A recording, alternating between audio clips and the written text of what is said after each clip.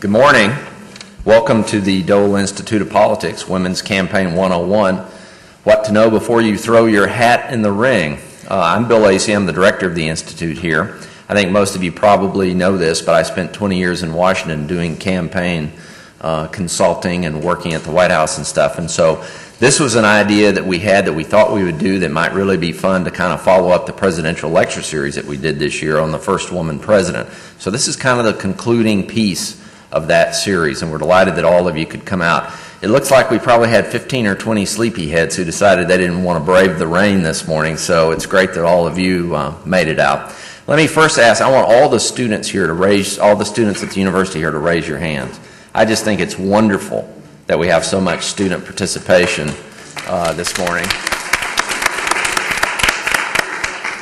We're so happy you guys came out, and I want to make sure that you all are aware. I know a number of you do this already, but I want to make sure that you're all aware of the study groups that our fellows teach on Tuesday afternoon at 4 and Wednesday afternoon at 4, because it's a wonderful opportunity like today to get to meet and hear from political practitioners, people who've been there and who have been involved in politics and done a lot of interesting things, and I would encourage all of you to take advantage of those opportunities. If you have any questions about any of the study groups, grab me or any member of the staff today and just ask them, and we can fill you in on all the details. Today is going to be very exciting. What we are trying to do today is not to present another garden variety campaign workshop. This is a little bit different. If you've already run for office or if you've been involved in a campaign, you're probably going to know a lot of what you hear today already. What we're doing today is we're trying to say these are the things that you should think about before you jump into the race or before you decide to work for someone who's running. These are the issues to consider before making that decision.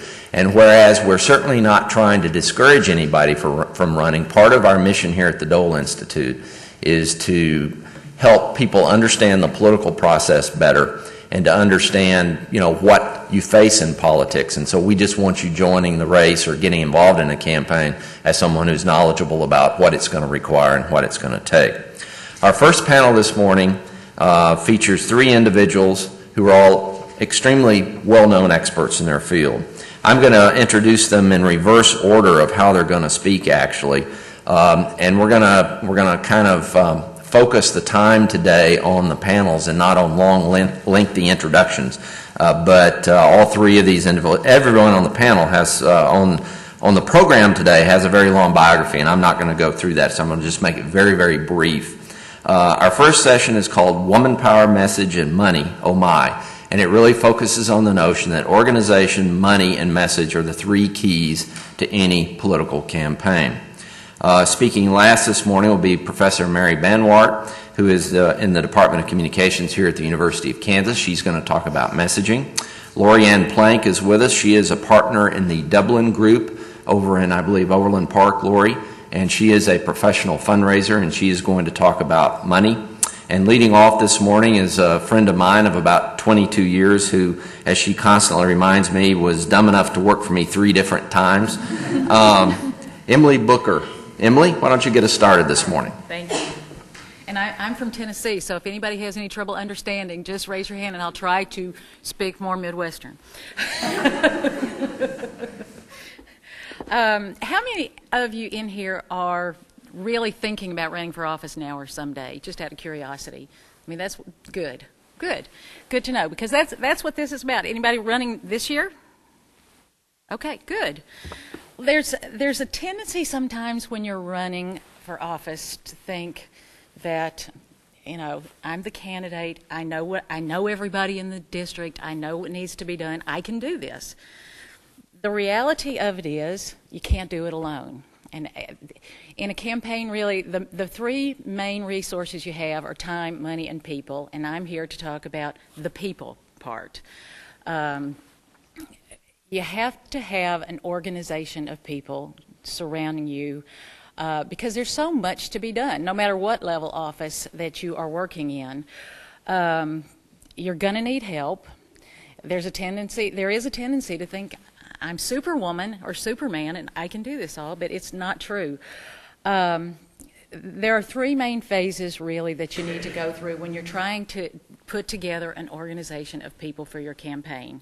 There's the preparation, the recruitment, and the contact. And when I get to contact, I think I could probably say, and contact, and contact, and contact, et cetera, et cetera. But it's now preparation time, probably. We're in that part of the election year where you're trying to think about, okay, what are my needs going to be?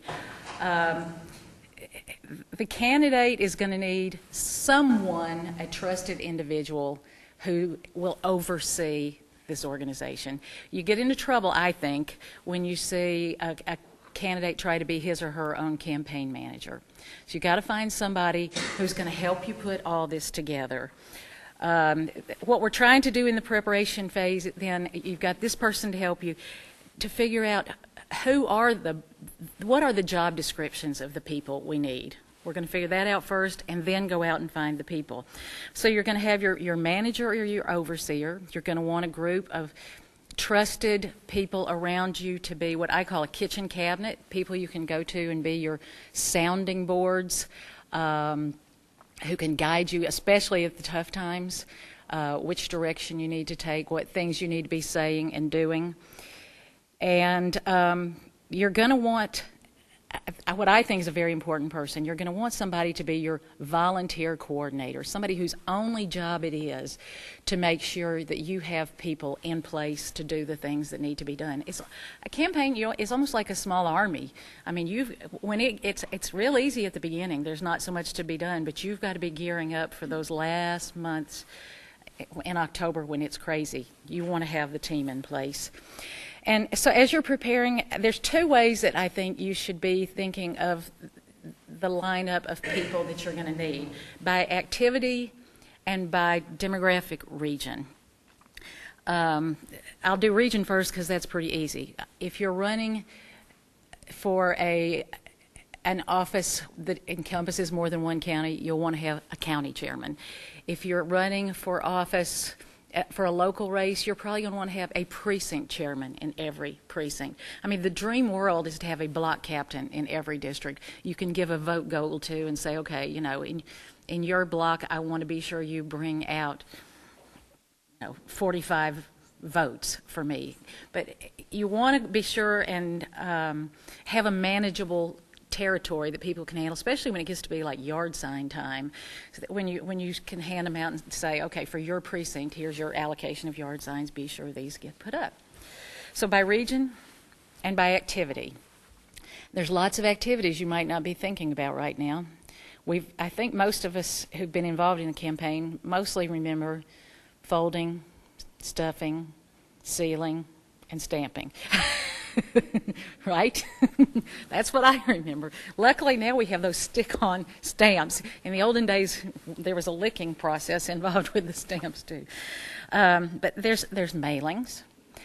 If you have a very active campaign, you're probably going to be doing some phone banking, calling people, asking if they've decided who to support, trying to encourage them to support your candidate. Yard signs. Where I'm from, yard signs are a huge deal. We usually can predict the winner of the campaign by who has the most yard signs going on in the neighborhood. So you want to be able to have somebody who's in charge of that. When somebody calls in and requests one, somebody who can go deliver them. I mean, there's lots of bodies involved. Door to door, as you're in those last months, you're going to want people who can go door to door and hand out literature. You're going to need people for crowds. When the candidate is going and speaking different places, it's nice to have a core group of people who you know will show up. So when you hold an event and nobody else shows up, your core group does. This is a lesson I learned in my last campaign, which was a statewide campaign, which is probably different from what most of you are doing. But we finally figured out, we took a busload of volunteers with us to every event. And that way, if nobody showed up, we had 50 people anyway. It's good for the press. And then on Election Day, you're going to want people who will work at the polls and hand out literature and encourage people to vote. So that's the preparation stage. Then comes recruitment. We now know which jobs need to be filled. Where do we find these people? It's easy to say, oh, I know people will come and flock to me, but it's sometimes you have to go out and search for them. That's where your volunteer coordinator comes in very handy. But you need to be now making a list of who you know that believes in the candidate. These will be people who are from the same party, if there's a county party organization. Your friends. Good place to start there is the Christmas card list. These are people, if you care enough about to correspond with every year, they probably care enough about you to come and help you out. Your church, clubs, civic clubs like Rotary or Kiwanis, your neighbors. I was trying to look for a link as I was here yesterday, toured the facility, and I saw something I thought applied really well to the recruitment. If you look back at the little section where it shows Bob Dole running for Congress in 1960 and 62, he had a campaign theme, Roll with Dole, elect him your spokesman. I don't know if y'all saw that, but it's a wheel, like a wagon wheel. And on each of the spokes, it said, you know, he was a Methodist. He had been involved with Boy and Girl Scouts. And there was a little link telling all the things he had done in the community. And these are your spokes that I'm talking about in recruitment. If you look at your life as a wheel, who are all the people you reach out to? That's where you find your volunteer group. Okay, so then the third thing, we've decided their jobs. We've recruited people to fill the roles. The third thing is contacting them. I'm the best volunteer coordinator I ever worked with had a big box with index cards, and on each index card she had the volunteers' names, addresses, phone numbers, and what they liked to do, and what they were good at. I mean, you find some people aren't very good on the phone, so you don't call them for those jobs. Some people have handicaps and can't walk door to door. You don't call them for those jobs. So you make notes of what people like to do and what they can do on those cards. And when you have projects come up, you call your volunteers. And you make it a fun environment.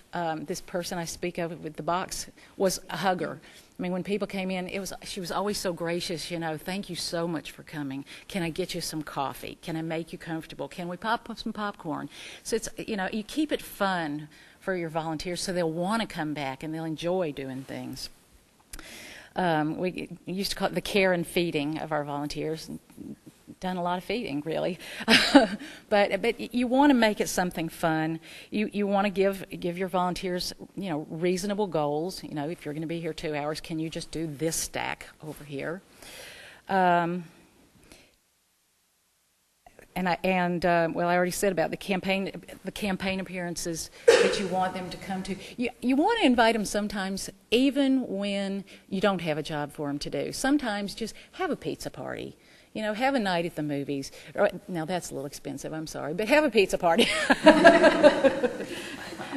Because money is a rare resource in politics. But there's such a reward to having these people around. I think you'll find that if you take care of them, they'll take care of you. And when the hard times come at the end and you need the people, if you have cared and fed for them along the way, they are what will help lead you for victory. And to tell you the truth, too, you will make some lifelong friends through this process. So that's the people component. That's my 8-minute overview. So I guess it's now Lorianne's turn to talk about fundraising. Well, first of all, I'd like to thank the Dole Institute, Bill Lacey, Karen Bentley. Thank you so much, not only for inviting us to come and talk to you today, but for putting together a series that was specifically targeted to women That's wonderful. And thank you all for coming today on this nice, cozy, wet morning when you could have stayed in bed. And it's wonderful to see so many people out here. So thank you for coming. My name is Lori Plank, and I am with the Dublin Group. We're a political fundraising and consulting company in Overland Park, Kansas. I do not have a background in politics. I have a background in sales, and most recently, I was the account executive for United Airlines.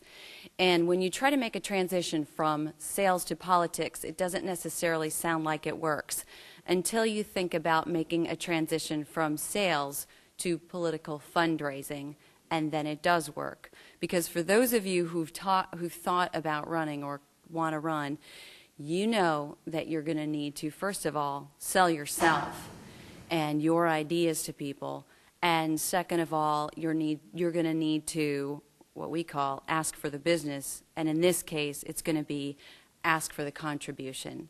Very important components of political fundraising. As our wonderful state treasurer, Lynn Jenkins, is fond of saying, when I campaign, I have to do things that I was raised not to do. Don't brag about yourself. Don't ask for people for money.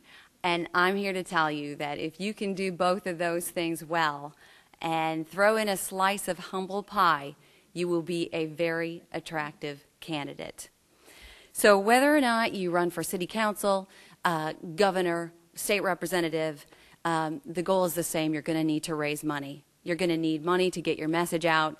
You're going to need money because the amount of money that you can raise is directly correlated to the credibility of your campaign. So that said, typically our firm doesn't get involved in the really small races. You can raise the funds yourself.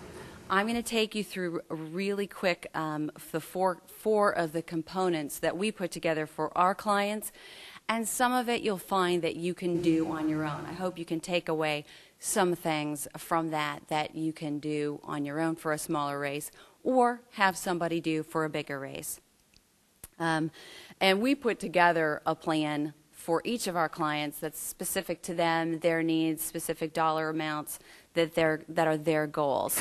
And the biggest four components are, the first one is candidate solicitation. We will provide a book of names of like-minded individuals, of people that probably are on board with this particular candidate's issues, and most importantly, people that can and do contribute to campaigns. And the book will have a person's name, their phone number, their industry, your points, your issues that you want to bring to the conversation.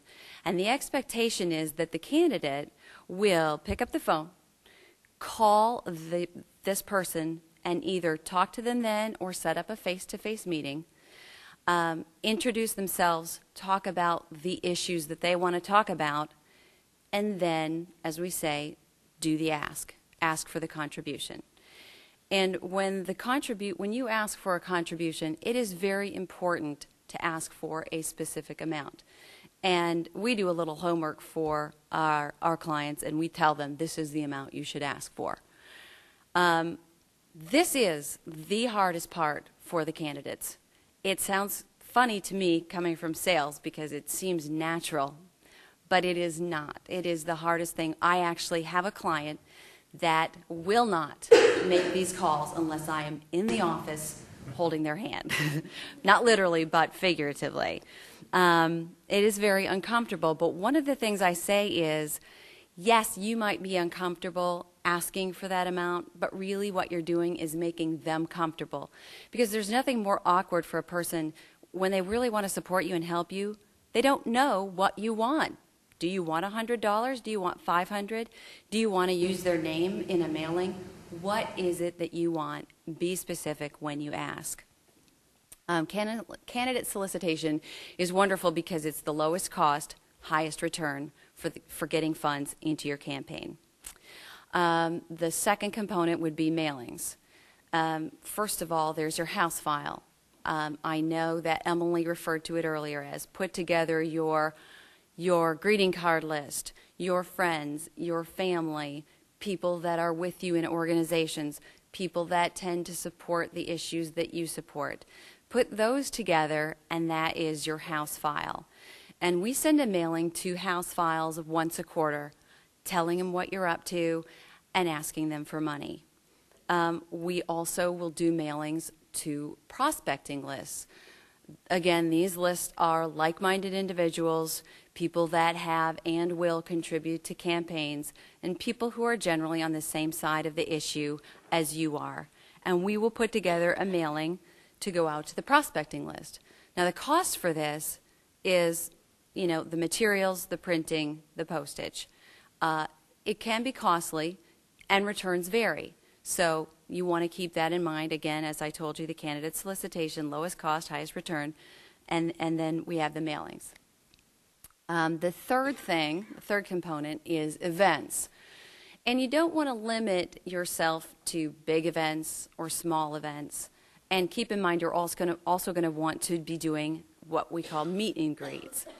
And that's where, you know, someone will open up their home to you. You'll have an opportunity to talk with people who, you know, just want to have coffee and come by and talk.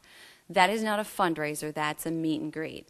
It becomes a fundraiser when you ask these people for money, but it looks very same. A small event and a meet and greet, they're very similar. Someone's opened up their house, agreed to provide some type of food and beverage, and people will come to meet you. The only difference is in the fundraising, the difference between the fundraiser and the meet and greet is the ask for money.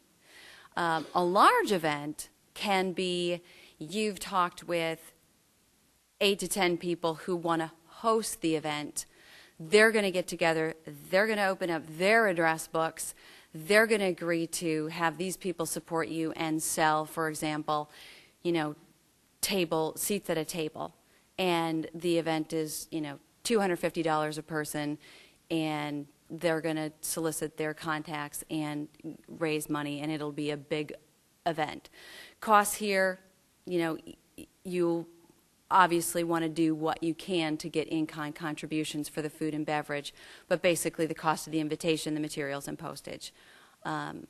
If you have somebody who's a big name draw, if you happen to know somebody who's supporting your campaign who can come and be the guest at your event, that's always wonderful. If you happen to know Brad Pitt and he's available to come, any big name to get people into your event works. So we have events. And then lastly, you should consider putting together a finance committee. And a finance committee is a group, is people from the community with very diverse backgrounds. So you want a good combination of men and women, a good combination of different industry backgrounds, maybe someone from healthcare, someone from, you know, different backgrounds. These people will be on your letterhead so that when you send out a prospecting piece to someone who's never met you, but oh my goodness, they recognize that so-and-so is supporting you, I'm behind that person 100%, I want to support you too. It's a very effective way to grow your base. The fundraising letter we put out probably, the finance committee is also going to be responsible for helping to open up their address books to you and also contribute themselves. It's not a tough job to be on the finance committee. You'll want to let them know that, yes, I expect you to contribute to my campaign, because if you're going to ask other people to contribute to my campaign and they say, well, what have you given that person, or how are you supporting them, it wouldn't look very good. So they're going to want to write out a check themselves. They're going to ask their friends to write out checks as well. So they're going to support you that way. So those are basically the 4 components of the political fundraising package. And I'm going to end today with 5 fundraising do's and don'ts, and these are mine. Do have a fundraising plan. Whether it is a city council race or race for governor, have a plan, stick with it. You would be amazed at how easy it is to lose track of time spent raising money. And then you're at the end of your campaign and your opponent is sending out 5 mailings and you need the funds right then to send something out and you don't have it. So you need to focus on fundraising. You know, I think I read somewhere the candidate's day should be 4 hours should be devoted to fundraising. That's a lot. Number 2, do build relationships. When you're in meetings, when you're meeting people, build relationships with these folks. You're going to want to be thinking in the back of your mind, where do these people fit into my campaign? Is this someone who has a wonderful business? They can have a fundraiser for me? Is this someone who could sit in my finance committee? People are willing to help you keep those relationships going. Number 3, don't forget to follow up. If you just sat down and got off the phone and someone pledged $500 to your campaign, it doesn't end there. And I'm going to, we have in our audience wonderful Cheryl Spalding. She is one of our clients. She is running for House of Representative in her district in Johnson County. When she gets off the phone making a call to one of the people in her list, she faxes that sheet to me. And we have put together a thank you, Cheryl has put together with us, a follow-up letter. And the letter says, thank you for spending time with me. I appreciate your pledge of $500. Here's an envelope for your contribution.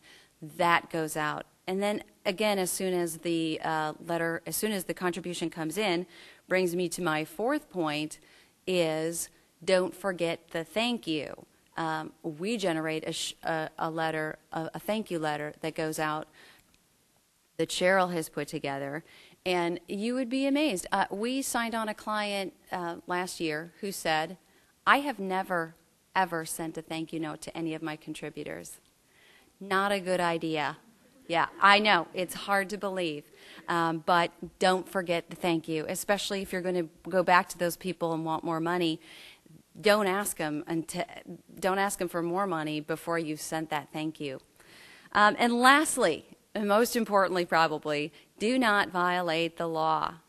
Every campaign and race has laws, and it's important that you familiarize yourself with the campaign fundraising laws. As we've seen in recent weeks, it's not a good idea to solicit lobbyists during session or whatever the case may be. So those are my 5 do's and don'ts of fundraising.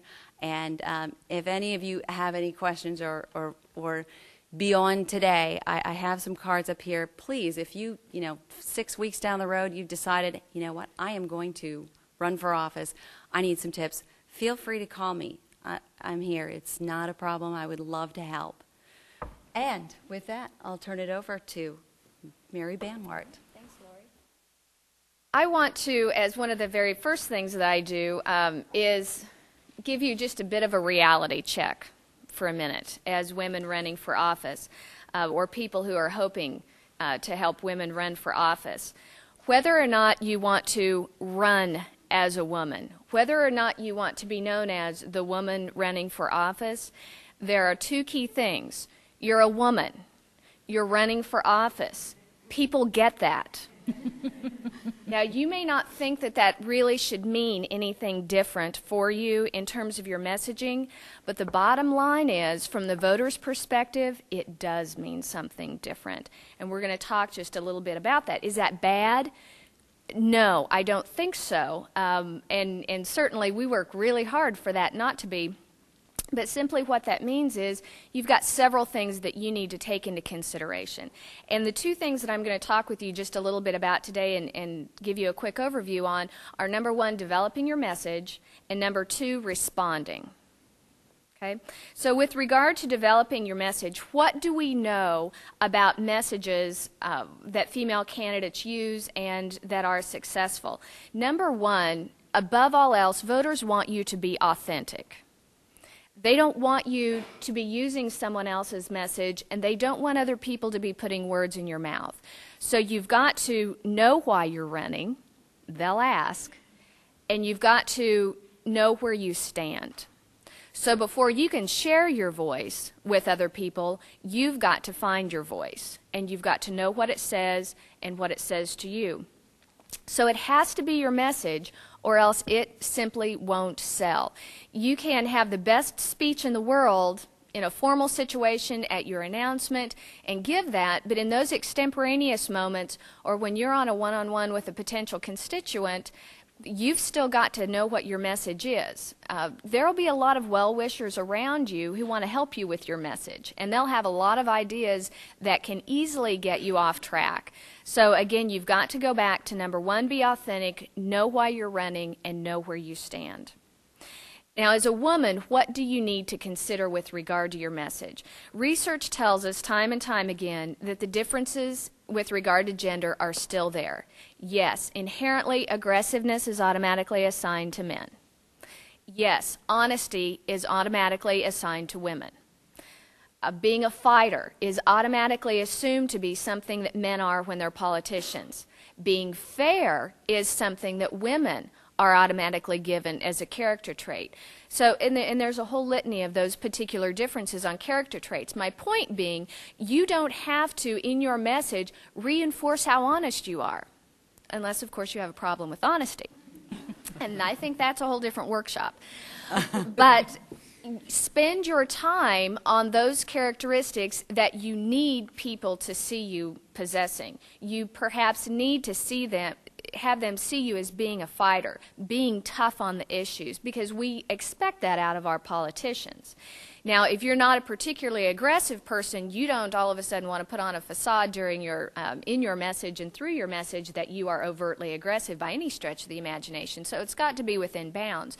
But spend your time on those character traits that you know you need to develop and you need to reinforce. So you don't need to spend your time on the ones that many times we are given as female candidates. Yes, a double bind still does exist. And what I mean by that is women are more likely to receive votes when they are perceived to have a balance of what we call the feminine traits as well as the masculine traits. So they need to know that you're going to be honest and you're going to be fair and you're going to cooperate well. But they also need to know that you're aggressive, you're going to fight, and you're going to be tough. Now, where that double bind comes into play that's unique and that's different for women than it is for men, men can show that balance and still be successful. They can also be over the top on the masculine traits and be successful. Women are not going to be successful simply cultivating the feminine traits. Women have got to have the balance, and they've got to communicate that balance to voters. So the double bind really, truly does still exist there. A few of the other things that hopefully will put you at ease, in so much of our research, we see time and time again, women now are attacking actually at higher rates than men are attacking. So when we look at messages across the board, women are far more comfortable and they're just as successful attacking particularly male candidates. The key here is how they attack and what they attack on. And they're successful when they are attacking on the issues and when they're attacking on their opponent's record. What we're still seeing is men have a little bit of a struggle with, still, believe it or not, in 2006, how do I attack my female candidate? And oftentimes they're likely to attack on the personal issues, and that's not as successful. So you need to stay focused, just like your intuition tells you. Stay focused on the issues, stay focused on the record, and don't be afraid to attack. Because we all know that if you're being attacked and you don't respond, the assumption is what? The attack is true. So you cannot be afraid to attack. Stand up for yourself. If you want to perceive it in that manner, think about it as standing up for yourself. Women also have been known, and when we look at women who win, women are talking about things such as taxes just as much or more than men are. They're also talking about education just as much or more, which may not surprise you, health care just as much as more, but also the economy just as much or more. So the issues that are traditionally given away as men's issues, women who are winning are talking about those just as much or more as the men.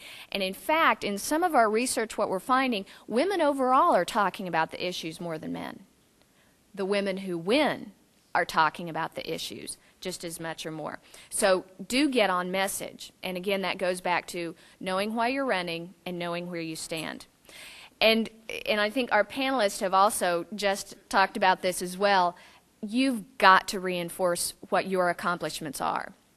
That's part of the process of explaining to them, and it's an explanation process. You're sharing information as to why you would be a good representative for them, why you would stand up for them. Well, you've got to tell them what you've done that puts you in that position.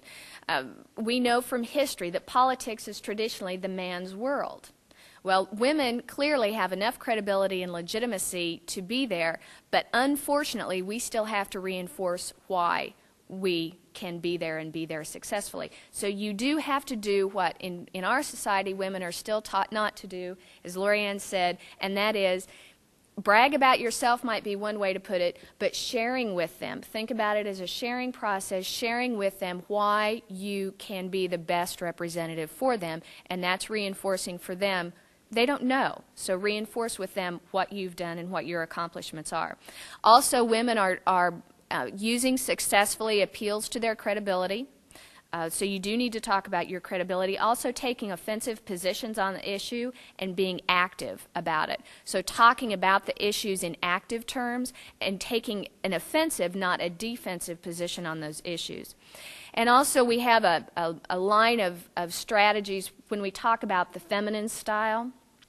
It's a line of research that has looked at women's talk throughout time, and it's been titled or coined the feminine style. What we're finding, though, is that men are using that now just as much as women are, and it's strategies such as speaking with the viewers as peers, using a personal tone, considering anecdotes as much as evidence as statistics are, personal stories as evidence as well. Women are doing that very successfully. Keep in mind, men are also doing that very successfully.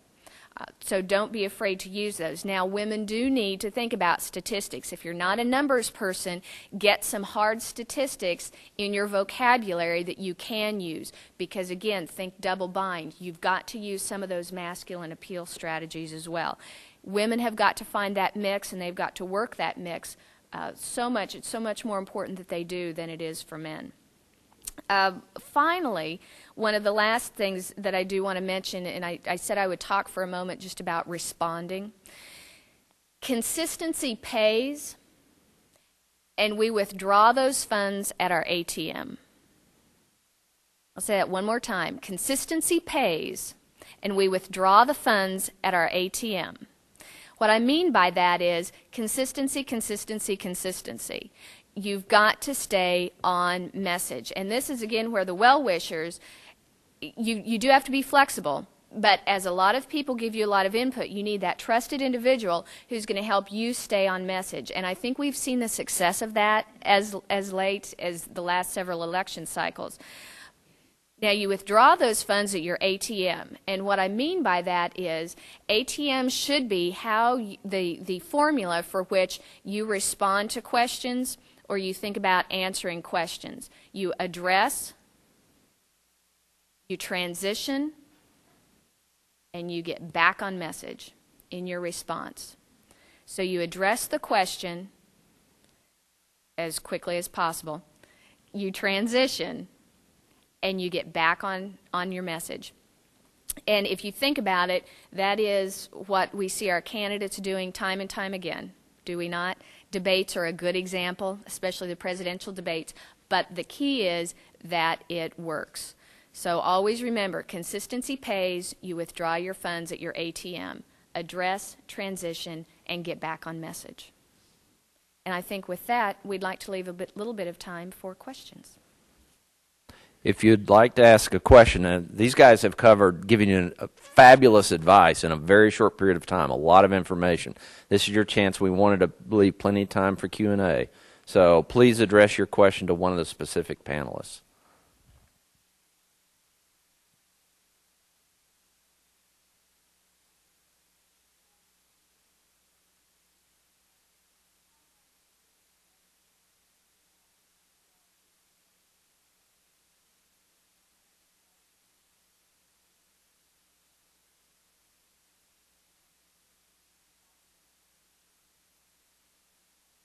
Okay.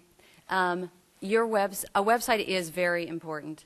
I know for myself personally, if I see something, I'll make a mental note, go home and look that up when you get home, and I'll check it out. I'm sure all of you do as well. Yes, it should have a. I think your question was, what role should the website play? It should be a vehicle for you to get your message out. It should have the capability of accepting contributions, whether you do it through PayPal, which is very simple, they just take something off the top. It should be a way to, you should have the capability of having people sign up for my newsletter so that you can get information specifically back to them, and then they should have a way to contact you. In my opinion, having all those things are issues, a way for them to contribute to your campaign, a way for them to sign up to do volunteers is great, and a way for for them to contact you. Those are all important things. You don't have to spend. It doesn't have to be extreme, but I feel you do need to have one, and it should have all of those. You can add to that. And I think that's right. In this day and age, and look at all the young people in this room. That's how they know to find their information.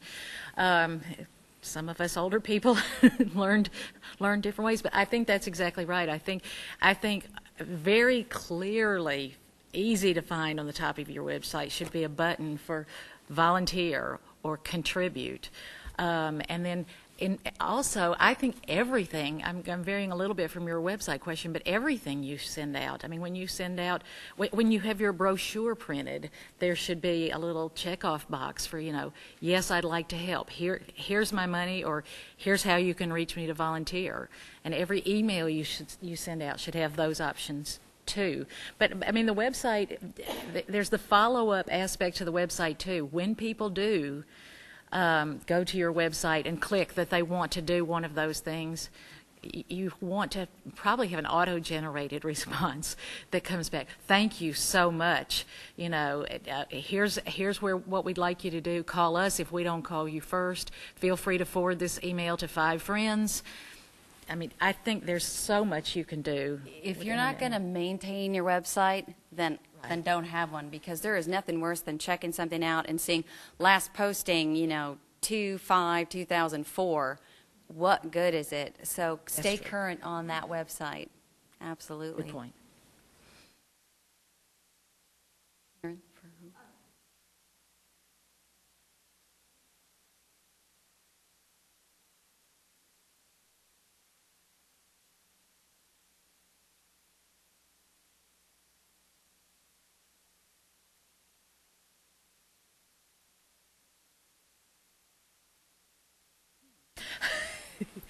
Yes, actually, the last campaign that I worked on with Bill Lacey, actually, we were discussing this last night. We had a male candidate, but almost everyone on the staff at the executive level was a female, and it brought about some interesting experiences. I think we decided, Bill. We had one male press secretary, but he didn't fare so well sometimes. But no, I don't know that it's that different, really. I don't know that it's that different. I mean, as long as it's the personalities of the people who are involved. I mean, if you're believing in what you're doing, I mean, of course, how many people am I going to offend if I say this? I mean, we all know it's the women who are going to get the work done. And that's why, I mean, it was the Republican women I called first for my volunteer jobs. But I don't know, Karen, it's hard for me to really, I don't see gender so much, I guess, when I'm dealing with people. I don't know that there's that huge a difference. Y'all might differ, but I don't. Thanks. Thanks.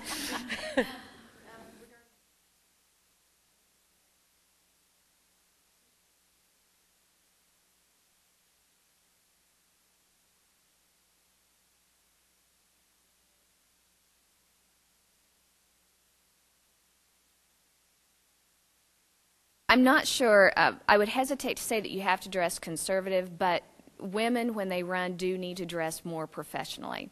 And that's part of that image construct of, I can be here, I need you to see me here. You need them to see you doing the job already, and they want to see you doing the job in professional clothes. Now, certainly, if you're out walking door to door or something like that, no, you're not going to do that probably in your pumps and your skirt suit. So you do need to think about the occasion, but you still need to think about dressing professionally by all means. And in fact, all of the research that we do in looking at the women who are successful in running, especially in their more visible appearances, almost never are they dressed casually.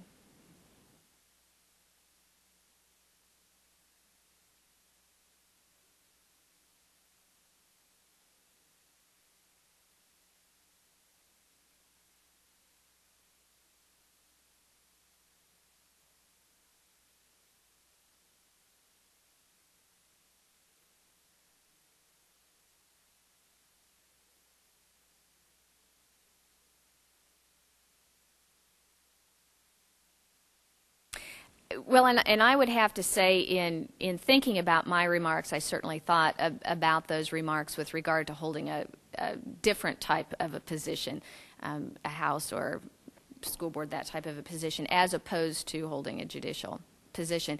And I think you would still have to emphasize that to some extent, but almost there will probably be more of an emphasis on issues there, and that's going to be your ability to articulate, to the extent that you're able to articulate, where you stand on those.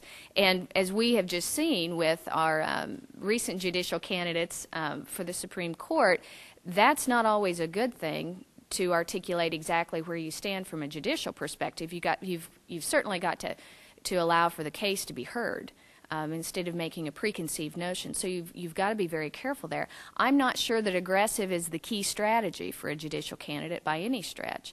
But I also don't think that even in that case women need to overly stress their honesty.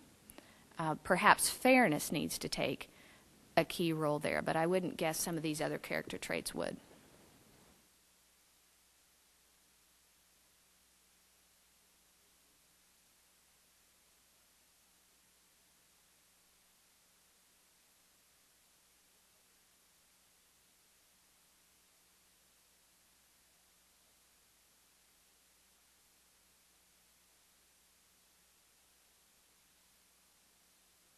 Right. Well, and it depends on the level of race you're running. I mean, in a statewide race, yes, there's a person to do each of those jobs. In a local race, those jobs still have to get done. Sometimes one person is going to have to do more than one of them. But let me think about this just a minute. I mean, you have to have somebody to oversee it all and to be ultimately responsible and to always be looking at the big picture.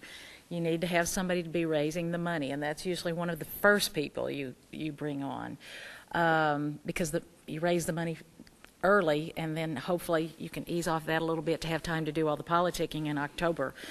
But the volunteer coordinator, you do need to have somebody to do to talk to the press. Again, I'm statewide, but the jobs still have to be done. Somebody who the candidate trusts implicitly, who understands the candidate's message, to be the person to talk to the press. I mean, my job always was the political director, to find those people out there. Like in a statewide race, it's in every county. In a local race, it's in every precinct. Somebody to find all those people. Trying to think what else. I get out the vote. I get out the vote. It kind of finds out the. That could be you in a small race as a candidate. That's got to be you to get out the vote message. But it's, and then I mean, if as you're in the local races, it is more important, I think, to have under the political arm. I mean, the phone bank chairman, the yard sign person. You know, somebody, make sure somebody's responsible for all those. I mean, when we talk about at the end, the get out the vote. I mean, that involves a lot of those things. I mean, the get out the vote mailing and that last blitz of sending people out door to door. I think that covers the basic areas. there's so much work to be done. Whether it's a single person or one person handles it all, though. Missing anybody? I'm kind of going through my campaign staff friends. Thank you. How could I forget her? No, very important. And sometimes that would be the manager. But scheduling's a hard job because you have to remember to be proactive and not always just reactive. Thank you for bringing that up, because you got to remember to spend your time where it needs to be spent. You want to respond to invitations people ask and be places, but don't overlook the places you need to be. In a statewide election, what we tend to do is look at each county and what % of the votes come from that county, and you try to spend that amount of your time there. So you don't go spend 90% of your time in a county where 5% of the votes go. If they may be the ones sending the invitations, but you have to always be keeping in mind. We say hunt where the ducks are. Go where your voters are.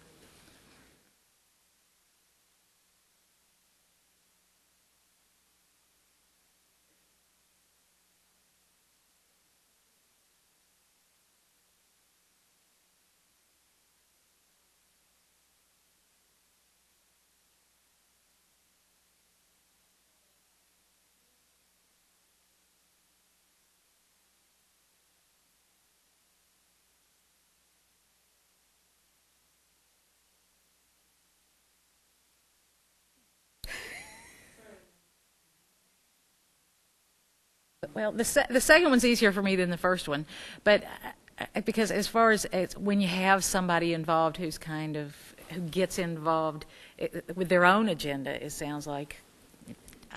Personally, what I've done in that situation is just kind of you just kind of rise above it, and if anybody asks, you say, well, that's their opinion. This is my campaign. They support me, but that doesn't mean our views are the same. I think that's just about all you can do. As far as when you lose, I think what you have to do is, as soon as it becomes obvious, because as soon as it becomes obvious, I think it's appropriate for the candidate who's not winning to place a call to the other, because usually one doesn't declare victory until they've heard from the one who did not win.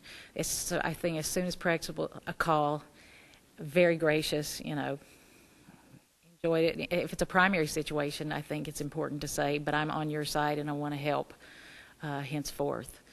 But and you've got your database with your volunteer list, your people who've contributed. You'll want to send something out thanking all of those people for their support.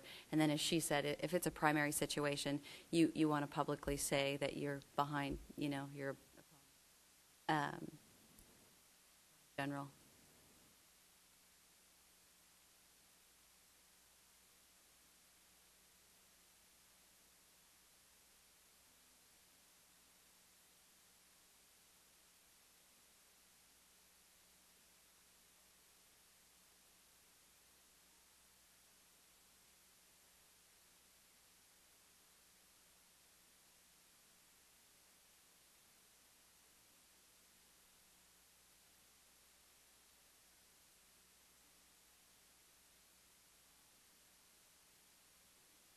I think her question is if you're a candidate and you're talking with someone who's a potential contributor, do they often try to express their views in hopes that, are you saying that there's some sort of exchange? I mean, really, as a candidate, when you talk to someone who's a potential contributor, you're going to want to talk about your issues and how you stand. That contributor is not going to always agree with you 100%, but if there's some mutual you have the same view on issues, and they want to contribute to your campaign, that's usually how it works. I have not seen anything so controversial as somebody trying to say, well, I'll contribute if you see things my way. I don't see that. And really, yes, they're going to express their views. They're in their position. This is my business. I own XYZ business, and this is how I feel. And this is the issues that I'm seeing. I have issues with the taxes on, equipment, whatever. Yeah, you'll want to listen to that, and you'll weigh that out, and you'll gather what you can from your business leaders and contributors, and there is no exchange. I mean, they're gonna support you and contribute to you, not in exchange for a favor. I really don't see that. It does not. I'm not saying it doesn't happen. I've been in many finance meetings, but you don't see that. And if somebody could possibly say, you know what, we don't line up anymore on issues. Obviously, I'm no longer going to contribute. As a candidate, you stand up for what you believe on your issues.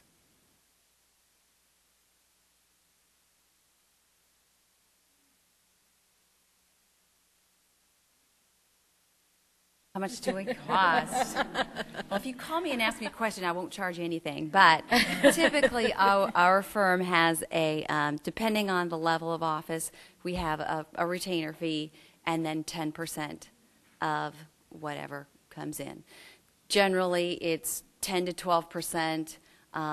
Some companies would charge a monthly fee plus the 10 to 12%. But, in all honesty, that's what we charge. It could be 2,000, could be 5,000.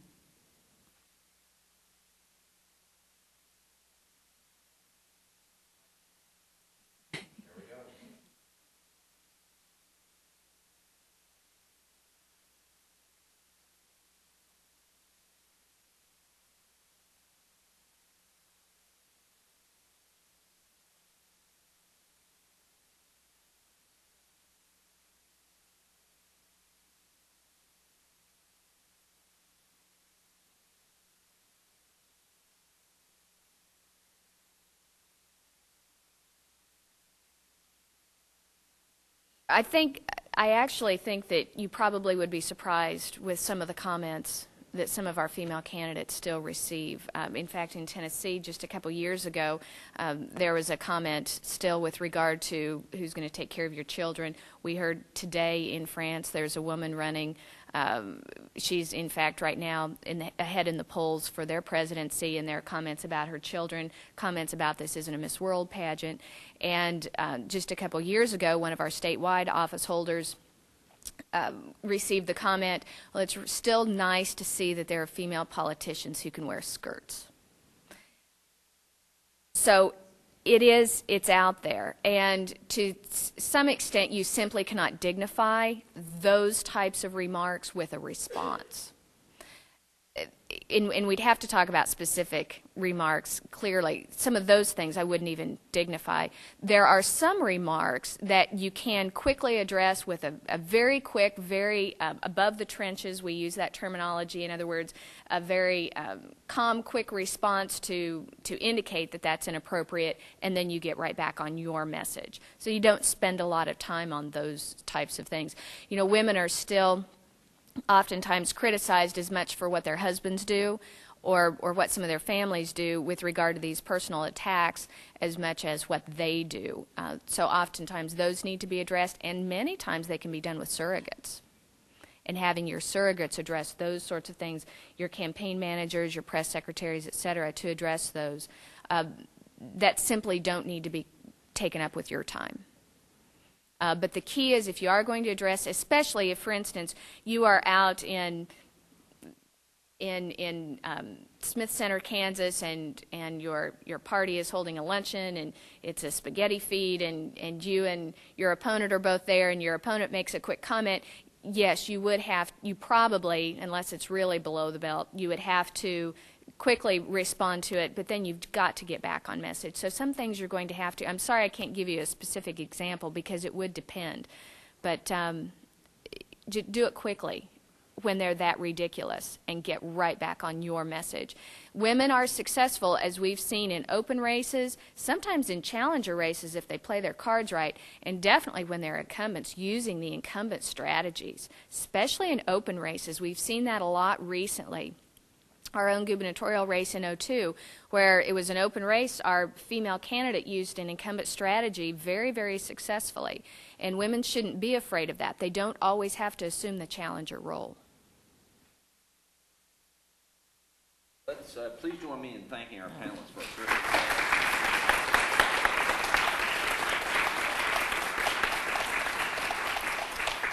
Thank you guys very much. We'll move the next panel up now. If our panelists would come on up to the front, we're going to kind of do the switch pretty quickly. If you need a break, I would ask that you kind of slip out during one of the sessions or during the Q&A. Thank you guys so much, Mary and Lori and Emily. Emily was telling a story about the Thompson campaign. You were right. I mean, I think all the senior staff on that campaign were women, except for me and our press secretary. And our poor press secretary just never got the joke. So he was kind of. You did. Yeah. Oh, yeah. Thank goodness I did.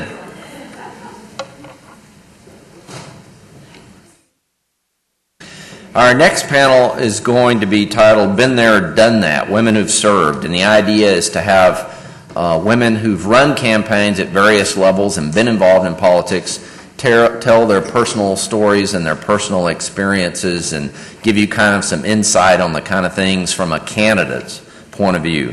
I'm going to introduce them in reverse order that they will speak. Bonnie Lowe is currently the president of Landmark Bank. She's a former mayor of Lawrence. Barbara Ballard is a state representative. How many terms, Barbara? 6 or 7? This is my seventh term state representative, and she is also, we're very pleased to say, an associate director here at the Dole Institute of Politics. And leading off this morning is Sue Morgan, who's currently the vice president of the Lawrence School Board, and she's done other very interesting things and civic-minded, including chairing Leadership Lawrence. Please welcome our 3 panelists for Been There, Done That, and Sue, let's kick it off.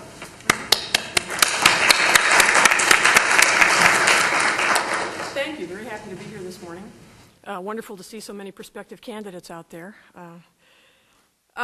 When I was contacted to do this, Mary gave us some suggestions for things that we might address in terms of our personal experiences. So I'll kind of go with that outline, asking us to talk about things I wish I'd known, things I didn't expect, things I did expect and I'm glad, kinds of anecdotes. So. I guess one of the things that I wish I had known or maybe thought a little bit more about was a soundbite mentality of today. We hear about that, but thinking about it from the standpoint of you being the soundbite and that most of what you say is going to get quoted, printed, repeated in terms of a statement that's this long in the midst of very complex issues is something you need to give some thought to.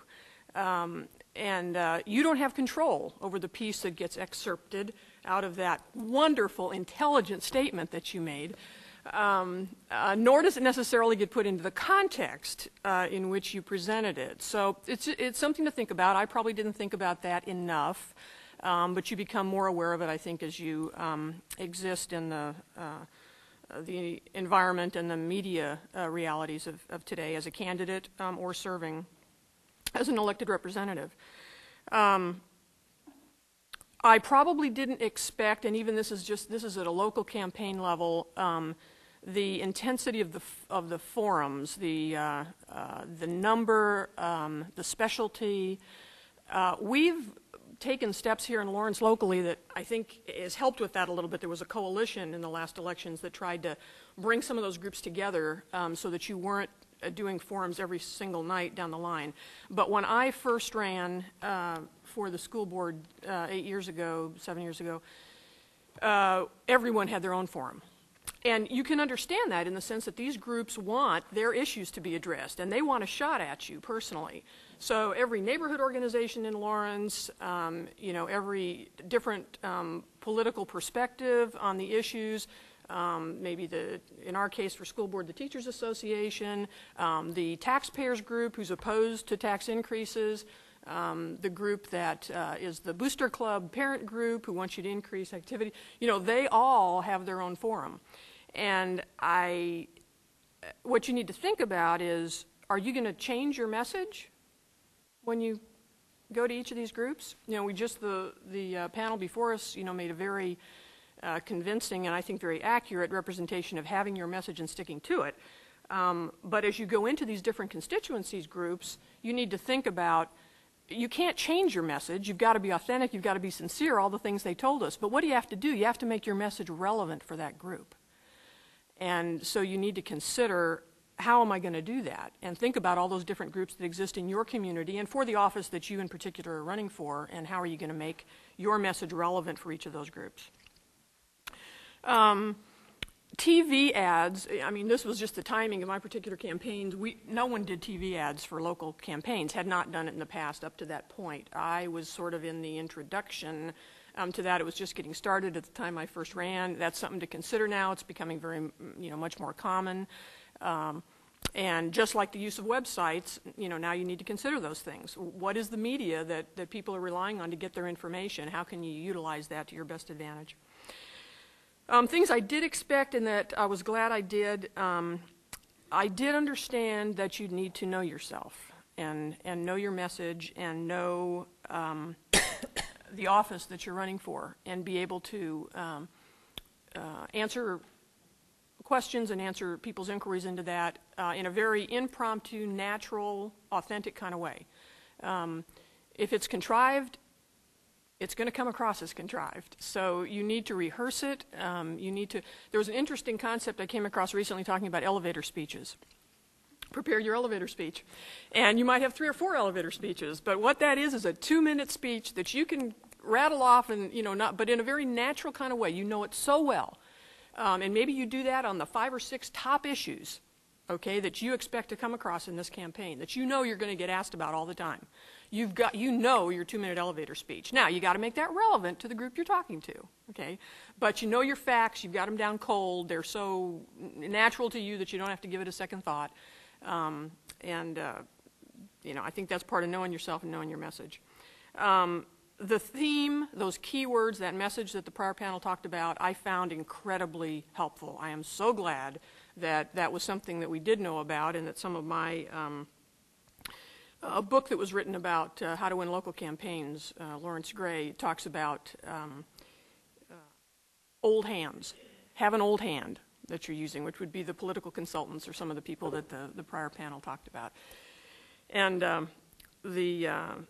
the theme, I mean, some of the old hands told me about, you know, come up with your keywords, your theme, whatever it is, but it gives you that point to go back to. It gives you that point of reference that no matter where the questions are coming from, you've got a home base, so to speak, that you know, and that becomes your identity in the race and something that you can come back to with all of the groups that you speak to.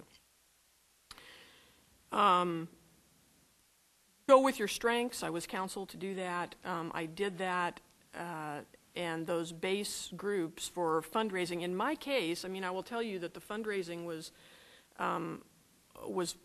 not a difficult part of my campaign, and I think the assistance I got in putting together a group that played on my strengths. I mean, it was the groups that you heard about. It was civic groups I'd been involved in. It was my church. It was my service organization. It was my neighbors and the people I had served on the, you know, PTO and the booster clubs and the site councils, et cetera, et cetera. The fundraising up front worked well for me in those cases. Of course, the other side of that is it's getting more expensive all the time, even local races, to compete with what candidates are doing. To be, you know, a pretty low number, and it's growing. My advice, I guess, and then I'll turn it over to you, would be positive. I don't think, although it's becoming more common, I don't think people appreciate, you know, the negativity. I think if you can stay out of those kinds of fights and make your message be positive so that you're not just finding flaws, you're a solution person. People see you as a solution person and a positive message. That's not to say you can avoid you know, critiquing the things that need to be changed. You're going to have to do that, but the way in which you do it, I think in the series, the lecture series that's just been completed, I know some of the speakers talked about the women perhaps avoiding the national political scene because it almost seems like you can't avoid those kinds of fights, and they'd rather make their contribution at a local level, and they'd rather do it in a place where they feel like it can be more civil. I mean, a number of the speakers talked about that. And isn't that unfortunate? I mean, if that's the case, but it would be nice if we could turn that tide. And I would couch one of the things that the prior panel said about the importance of people is, you know, your best friend is not necessarily the best person to have as your campaign leader. I mean, they want to do it, you know, and they believe in you more than anybody. But, you know, think about that. Think about the skills you need, and think about the dependability issues and some of those other things that when push comes to shove, because they're not necessarily the best person for that role. And you need to consider that. I think initiative and the dependability and their, you know, communication skills need to be in your foremost thoughts.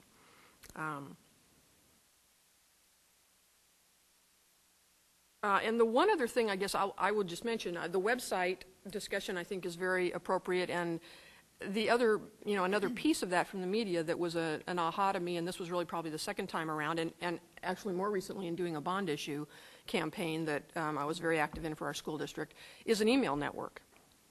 Because you can reach a whole lot of people. If you get 100 people on an email network who are supportive of your cause and are working with you, and they're each willing to open up their address books and send out, and then you have someone craft the message as an informational, educational campaign, you can reach an incredible number of people. And if you make them kind of humorous and kind of catchy, and, you know, so it's not just, it's real bland, you know, use some color, you know, use some humor, whatever, that, you know, they get their bond issue message every, you know, Wednesday or whatever, it can be very effective, and you can reach a lot of people. I'll turn it over to the other two ladies and be glad to get your questions afterwards. Thank you. Appreciate that, Sue.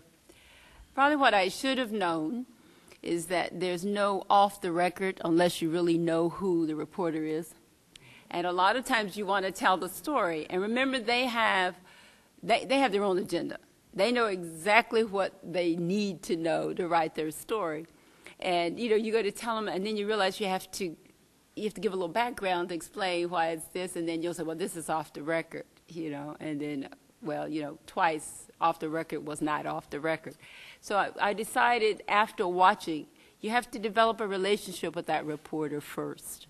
And that reporter has to know that you're going to always be up front if you can give him maybe some of the background. And I can tell you after that, it was always off the record. They got the background, but I also said if it's off the record and I see it in the paper, then don't call me again, because I'm not going to give you any more information. Now, some people are so eager to get themselves media and be in the paper that they're willing to go along with it. I won't. I'll just answer the question that you asked me. I will give you nothing. And you know, it's the difference between open and closed questions. I'll make them ask me another one. I'll say, yes, that's right. Ask me another one. Nope. In other words, I don't give them anything. And that, I think, becomes irritating. But what that really says is I'm not going to give you anything else to decide what you want in between to write. But after I've established the relationship, you can sort of tell them this and this, and says, well, you know, if I was you, I'd go ask that person there to get more information. And so now you give them a lead, and they're very appreciative. And so they're willing to help you because you're willing to help them. And then you have to realize with the media, it has to be a working relationship. You can't fight with the media because they have the final word and they can burn you, you know. So you play enough of the game to get the impression of possible. I need respect too. I need to know that you're going to be honest, you know, about what you really report, and I will give you the information, you know. So I think that's really important if you keep that in mind. I think the other thing I should have known is something similar to what Sue was saying. When I ran for school board first, because I was on the school board for 8 years and I served as president 2 of those years. And what I should have known is that people expect sometimes you have more power than you actually have. They think you can do this and this and this, and you really can't always do that. Because you're on the school board, no, you cannot just go get a teacher fired. You know, you're on the school board, and no, you don't like that, so you can change that. You know, we're to make policy. We're not to get into the business of the superintendent. We hire the superintendent, but we're not to get into the business. And so sometimes you have to know also, you know, what you can do and what you can't do. The other thing is sometimes you'll say you'd like to do this and people will take that as, oh, you're really going to work for me. Well, I'm going to work for everybody. And it can't be exclusive, because if I'm giving it all to you, someone else is not getting what it is that they think. So you have to kind of figure out, how do you answer the question that's inclusive, but at the same time is not excluding anyone. I think another of those I should have known is that everybody is not your friend. They may be smiling and they want something, but they're not really your friend. You know, they're their friend because they can get something. And you don't treat them as an enemy because they may not be your enemy either. But what you do work hard to do is not to create enemies. You can't just dismiss people. Even if you differ, I mean really differ with their opinion, you cannot dismiss them.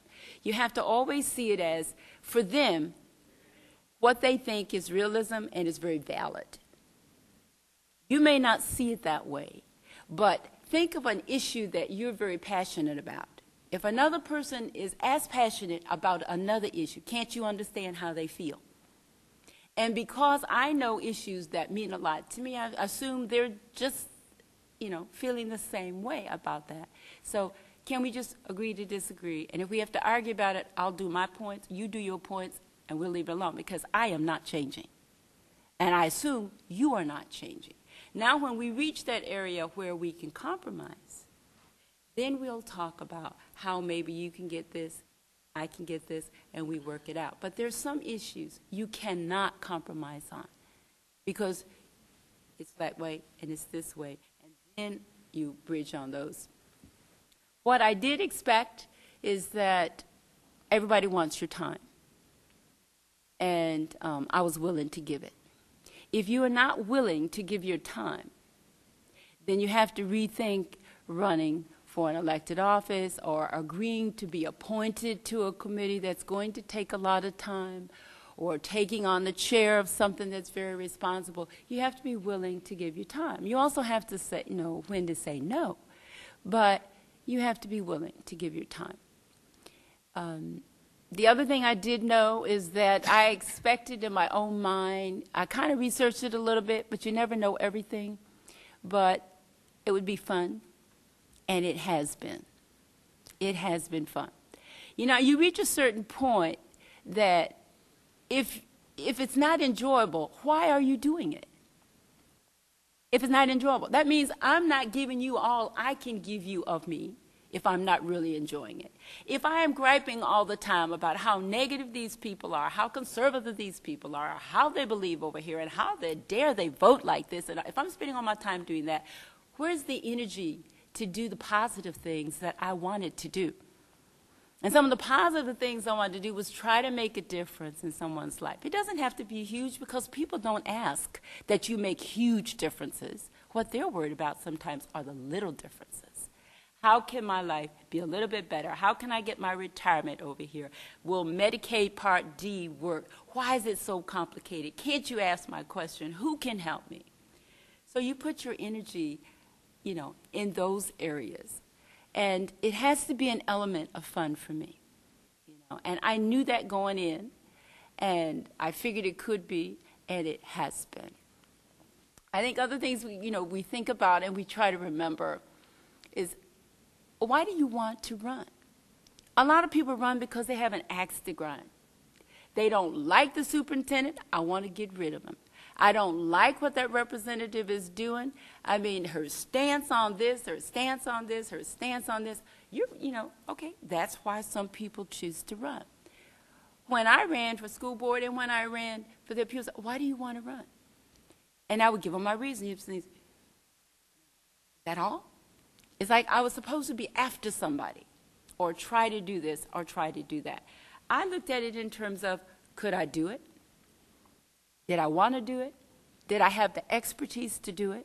And could I figure out how to go through the maze and everything to do it, and to work with other people so they would help me do it? can't do it by yourself. I don't care how dynamic you are. I don't care how good you think you are. If you don't have your colleagues backing you up and believing in you and helping you get those issues done, it won't happen. In the House, there's 125 people. I need at least 62 others because 63 can get your vote passed. So you always try and keep that in mind. I think the one last thing I'll say is that serving in public office is not what some people think it is. Everybody thinks they have an opinion, and for the majority of people, it's negative. They think that you're not going to get anything done, the same as my vote does not count.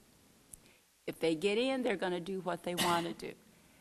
It has always been my responsibility, I have felt, to try and show them that there are different politicians. There are different people who serve, and they serve for many reasons. It's up to me to let them know why I serve, that I do not talk out of both sides of my mouth.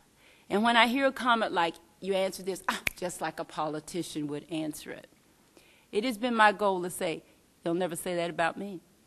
I think they're referring to maybe you being diplomatic, but what I think they're really saying is that you're going to say what they want to hear, what they want to hear, what they want to hear, and all of that. And so what you're saying is not really valid.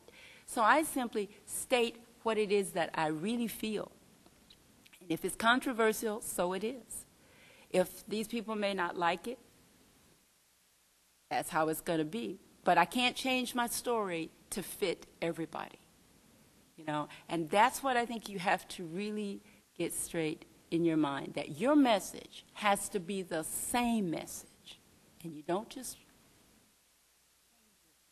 and make it fit.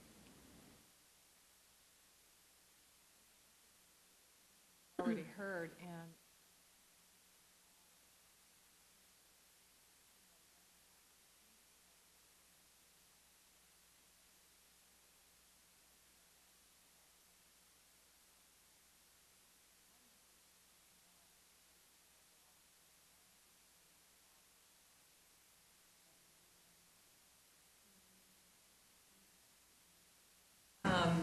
that was the first campaign I'd ever been involved with.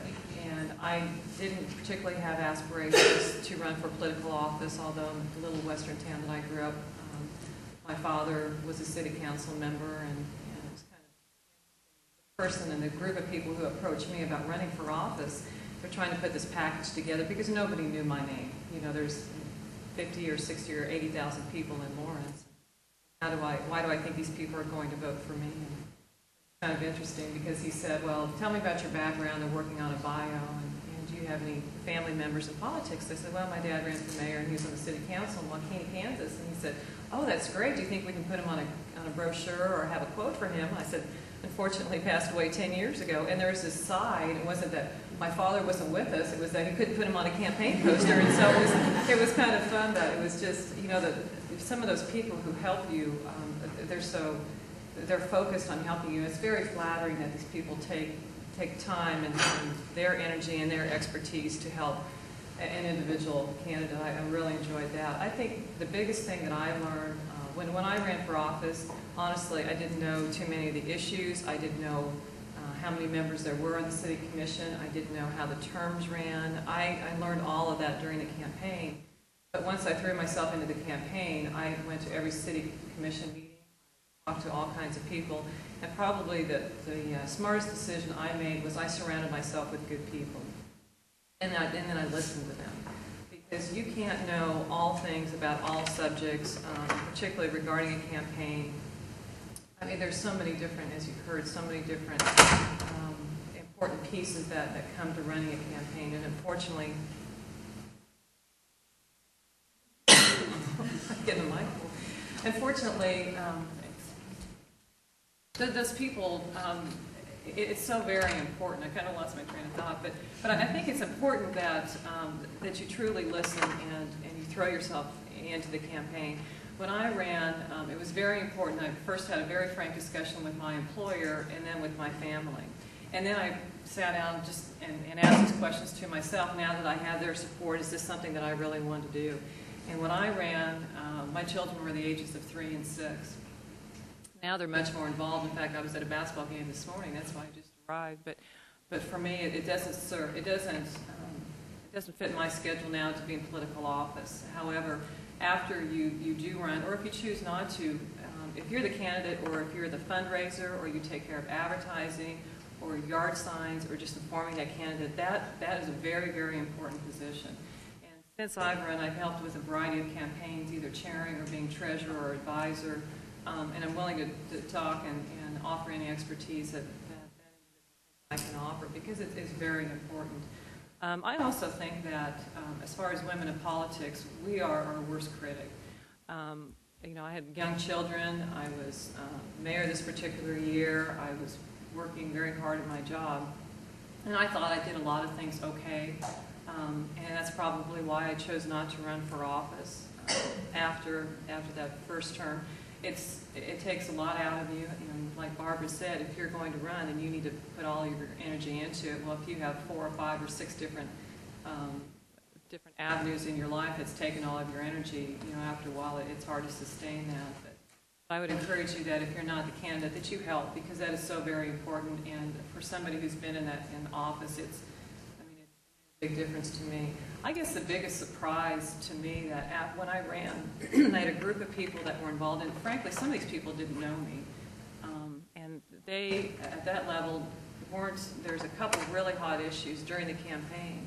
And the people that I asked to be on my steering committee, I'm going to come back to that because I think that's very important, they didn't ask me how I felt about this issue or that issue. They asked me about decision-making process, how I would view things in general, and I think they viewed me as somebody who would educate myself and truly listen and make an informed decision. I didn't come to the city commission race with a particular agenda. And that was nice that I had that support during that probably 4 or 5 months during the campaign.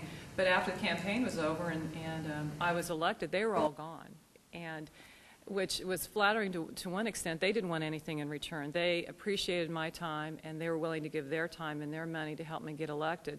And I thought, this is great. I have this group of advisors, and we'll have coffee once a week, or I could call on them. They were gone because they have their own lives, and they have different things to do. So what I had to take upon myself was to call them and contact them and kind of bring them back in the fold if I had certain questions. And the races today are so different than they were 10 years ago. I don't know if we had email. If we did, it certainly wasn't used to the extent that it is today. When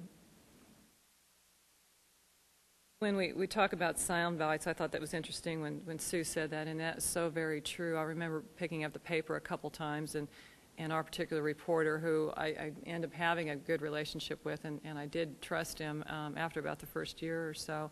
I would look at the paper, and it was quotes, and it said, I think, and I thought, I don't say that. And then the next time I was interviewed, I was saying, I think. So that is so important that you do pay attention to what you're really listening to what you say. I thought, I was upset with him, and I thought, he is quoting me. I just sound like an idiot, and that's my own fault. That's certainly not his fault. Regarding the steering commission committee, if you run for a local office such as school board or city commission, the first thing I think that people do when they get that first letter saying, this is my name, I'm running for office, or you have the chairs of your campaign introducing the candidate, in my case, because I was not well known in the community at the time. They say, this is Bonnie. The first thing people do, they look at that list, that steering committee list. And if they don't know the candidates, but they know Sue Morgan or Barbara Ballard, and their name is on there, they're respected women in the community, and that certainly gives you credence as a potential city commissioner, school board member, whatever the case may be, because of the people that are willing to put their name on that steering committee, on your letterhead. And that's very, very important, which is a little bit different on local races than it is on other races, certainly because of the partisan issue, and school board and city commission are not partisan races. So that's very important. I think a diverse group of your support, your steering committee, is important as well. So you don't just surround people that think like you, because then you have other people with different backgrounds and different interests. They live in different parts of town, and those people make a good candidate, because we don't run for certain precincts or certain areas in our community even though I live over here and I work there as a city commissioner, I think it's important that I represent the entire community, because that's what I was elected to do. Now, I may have some interest in some subjects rather than others based on my background, and that's okay. And you can't, but I think it's important to listen to all those people, and I think most of the people today that we have representing our community and our school board certainly do that. Just in closing, I commend you for being here. This is so different than where I was at your age, particularly the ones who are in college now. Growing up in western Kansas, it's a totally different issue, and so we're all always evolving. So again, thank you for being here this morning. I look forward to some of your questions.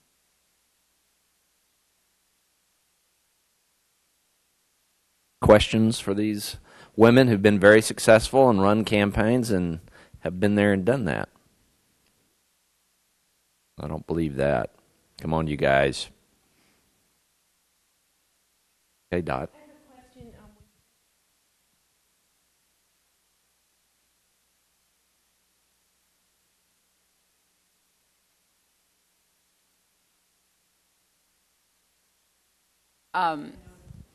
That's a good question.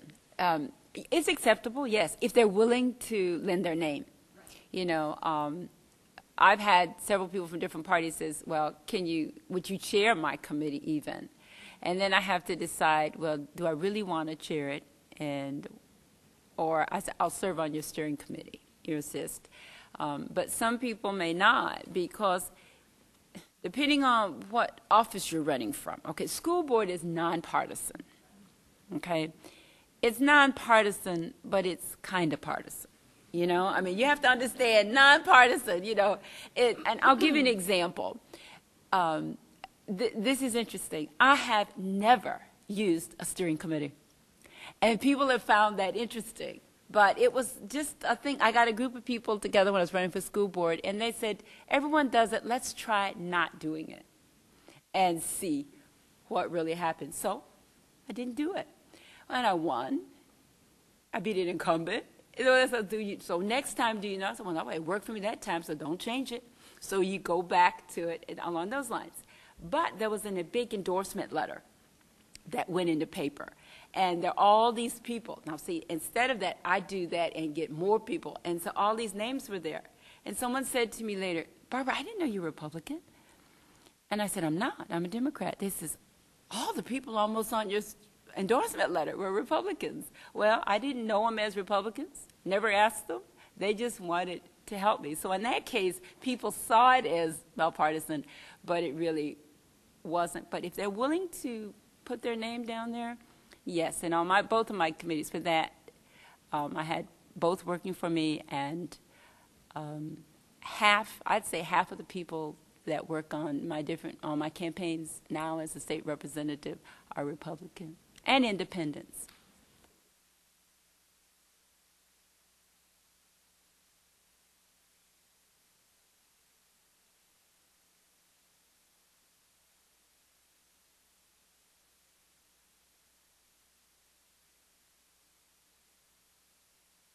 You know, I was thinking about that when Bonnie was talking. We probably have a little bit different stories, which shows that it can be done a lot of ways. Because I tended to come up through the ranks. I was real active in school activities before I ran for the school board. And at a number of different schools, my kids got involved in some boundary change transfers and stuff, so we were kind of all over the place. And that was a different road, and I relied on the relationships that I had established going through that when I ran. So I think there are different ways to do that, and it depends on, part of it might depend on you as an individual. That was important for me probably to have that base and do it on a slower scale. Her comment about family is very, very relevant. People had been asking me about running for school board because I was real active in school events for some years before, and so the 4 years, 2 or 4 years, probably 4 years before I actually ran, you know, we had the family council, and I said, what do you guys think, you know, about, and my kids said, please don't. So I didn't, you know. They were at an age where that would have been worse than death, you know. So I didn't do it then. I waited until, we had the family council and they said, if you want to do it, Mom, go for it. But that's very important. And that, that in my case instance gave me some more time, and building that base is important. You don't have to do it necessarily through involvement in committees or that are within the line. I mean, like, it wouldn't have to be that you were involved in the planning commission or the traffic safety commission or something if you're going to be running for the city. But somewhere in the community where you get some visibility and credibility and credentials in terms of establishing, for me, was useful. I think I had a reputation as somebody who would consider all sides of the issue, and who wasn't labeled necessarily as, well, she's this or she's that, and I think that was helpful to me. When the year I ran, there were 27 candidates between the school board and the city commission, and then in February there's a primary and reduces that number to 12. But one thing that I thought was important was, in my race, and again, keep in mind this is 10 years ago, was yard sign recognition. We had many yard signs printed, and probably, the two top people that helped in my campaign was the person that raised the money and the person that made sure the yard signs went up. And it was interesting because when I was asked to run, when I was thinking about it, I went to a KU basketball game, and I looked around and I thought, there are over 16,000 people here, and a handful of these people know me. Why do I think that they should vote for me? And so the first thing was the name recognition, and my last name at the time was Augustine. Well, that's too many letters, and what's the size, and where do you put city commission or school board? And the person that helped with that said, just put Bonnie Augustine. Don't put school board, don't put city commission. Give credit to the voters. They'll figure it out. And so I thought, I don't know. But that's what we ended up doing, and it was successful. But, particularly by the time April rolled around with the general election, I was sick of seeing Bonnie Augustine signs. I was even feeling that way. I hope they voted for me, but let's get them all down. I think that was important. The reason the campaigns are so expensive these days, and I think when I ran, we spent about $15,000, was all the advertising. You just need to hammer your name, and that's very prominent. Your treasurer is very important because his or her name is listed on all those campaigns or mentioned on the radio or TV. But just the more you can get your name out, so at least there's, I don't know anything about her, but I know that name, and so you just kind of plant that seed through yard signs or advertising, and that's what helped in our campaign. And I'll just say the flip side of it. When I went on the school board, my son was in the 9th grade, and he didn't mind at all. In fact, he thought it was pretty cool. So, every family is different, and all children are different about what you do. But, the thing was, I said, if anyone ever asks you or a teacher tells you something at school, just say, call my mom. In other words, he doesn't have to be the go-between. Call my mom. And I think that was helpful for him. I would say, as from a student and being on the young side, what you really should look at, what are you doing here? What are you doing on campus today? That becomes crucial, because I speak with Student Senate, I speak with organizations and resident halls and scholarship halls and sororities and fraternities all the time. You're building a resume right now for what you're going to do later on. So you may think where you're volunteering to work or where you have a student assistant job or whatever you do, it may not be useful, but it is, because you can talk about those experiences. They want to know, can you work with people? Yeah, they want to know if you're getting A's and B's. But when you're out there, everybody's getting A's and B's for the most part who are applying for good jobs. So they want to know, what else have you done? So it's up to you right now to build that little resume so that you can go out and you can say, I've had these kinds of experiences and working with people, and they'll translate that to maybe you can work with other people. I think if you look at that whole thing about building, it's like your name recognition comes in different ways. And if you move to a community, find something to get involved in. And somebody will say, oh, yeah, I know her because she works over here. Or, yeah, he does this or something. And it's little things that you don't think about because you don't set out to say, I want this because I want people to know because I plan to run. It's like you're using it. You don't do it that way. You do it because you want them to know you're interested. And you want this community to be better. And you're taking your time to help them become better. And people begin to trust you, and they're going to vote for you.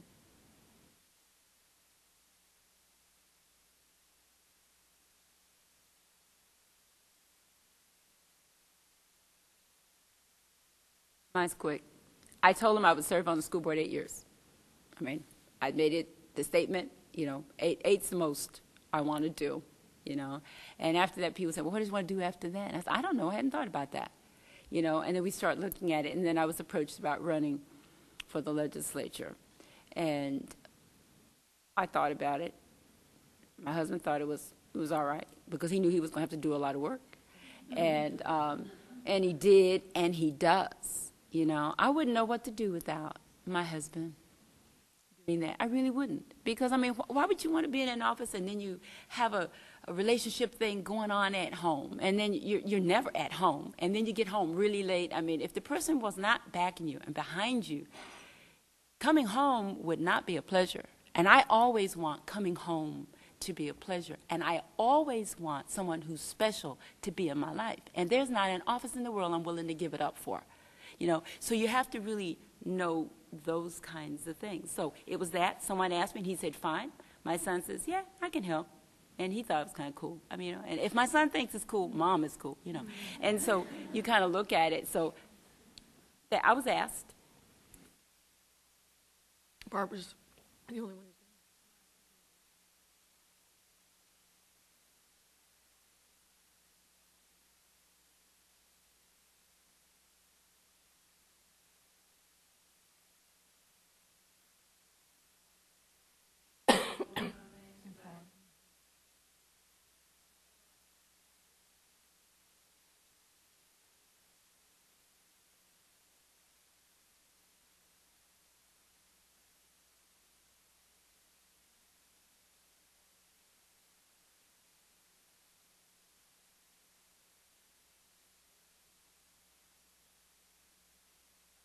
You know, I think if you'd go into a meeting and somebody says, how do you feel about this issue? And you don't have a clue. You don't even know what they're talking about. You don't know the background. The most honest thing to do is just say that. I don't know. I mean, if you try to fake it and if you wing it or even move things, move that question to a subject matter that you want to talk about, I mean, people can call you on that pretty quick, and they should, frankly. But I didn't have a steering committee to help form my ideas. I had a diverse group so I could get all kinds of opinions, so it was a little bit different. But if I had to do it all over again, I mean, it was a rough 5 months because I went from, you know, I had to ramp up very, very quickly to know all those a variety of issues. And when you're at a forum and you have 13 other candidates and they all know exactly the answer to that question or how they feel about things and you don't, I mean, you're going to take the time to make sure that you inform yourself the next time about that. But after, and I found, particularly in the City Commission, because there's so many, I mean, you have weekly meetings and you have a variety of other study sessions during that week, and it is a time commitment.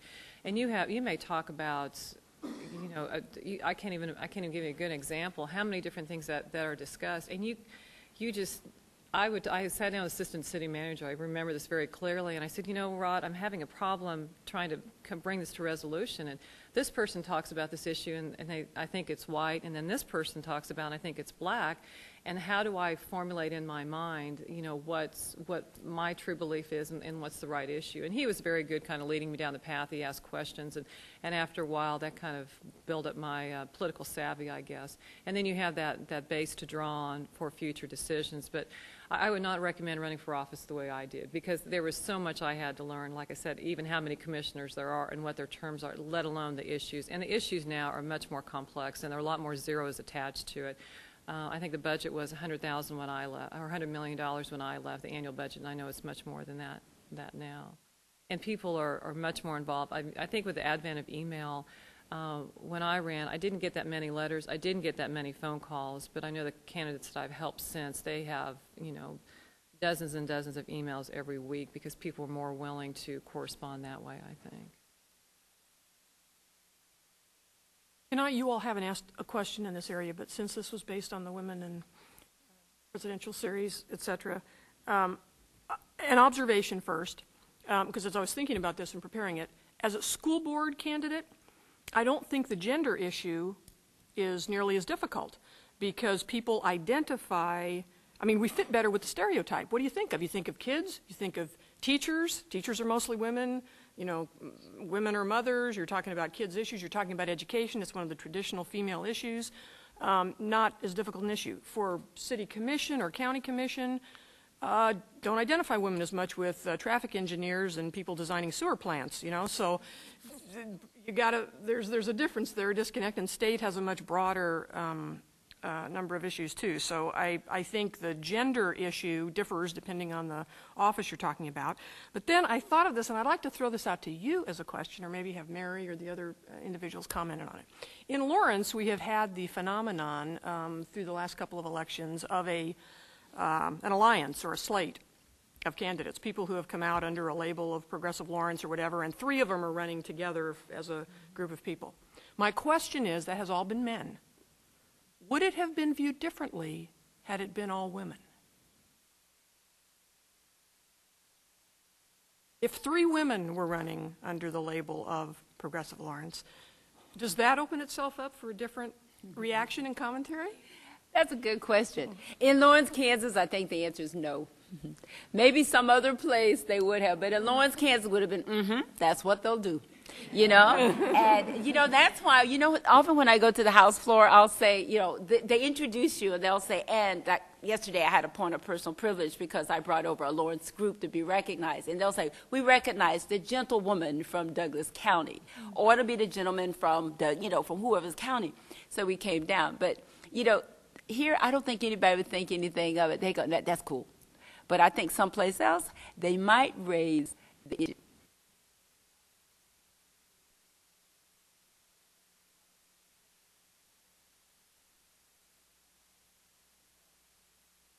Yes.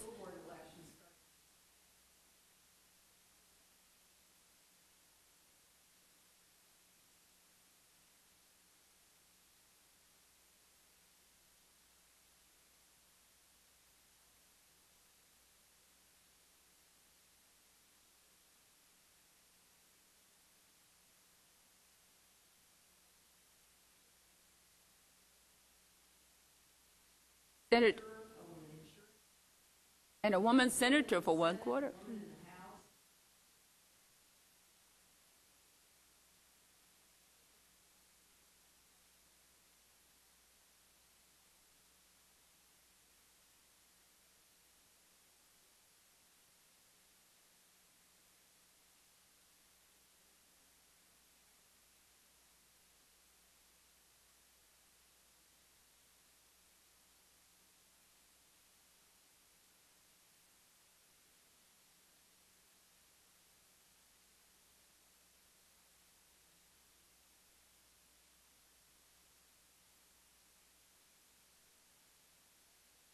Eighth in the number of women elected to the Kansas legislature, and we have been in the top 10 for 26 years. And there are larger states, more progressive, quote, that have never done that. So we're doing, you hear the things that we're not doing, but you need to know the good things that we are doing. I want to just comment just briefly on your comment about not saying something. When I don't know something, I tell them I don't know it, but I'll be happy to look it up for you.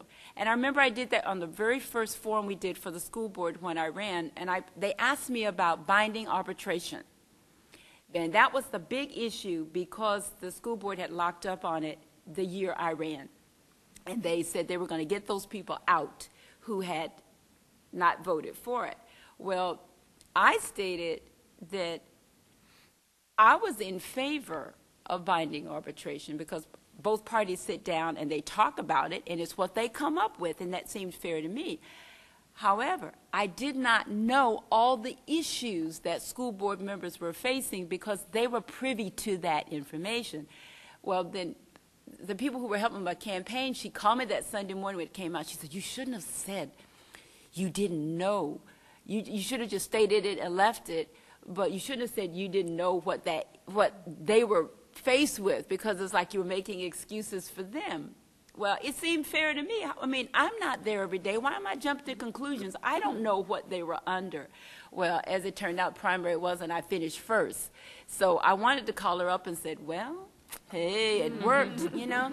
But I don't think people expect you to know the answer to everything. So why don't you just simply say you don't know it, but you'll go learn it, you'll get the issue, you'll give them the information. Because if you made the comment, and let's say it was incorrect, I believe they'd say, they might be quick to make up an answer if I would elect them. They'd be quick to say anything, and it's not factual. How can I trust that person?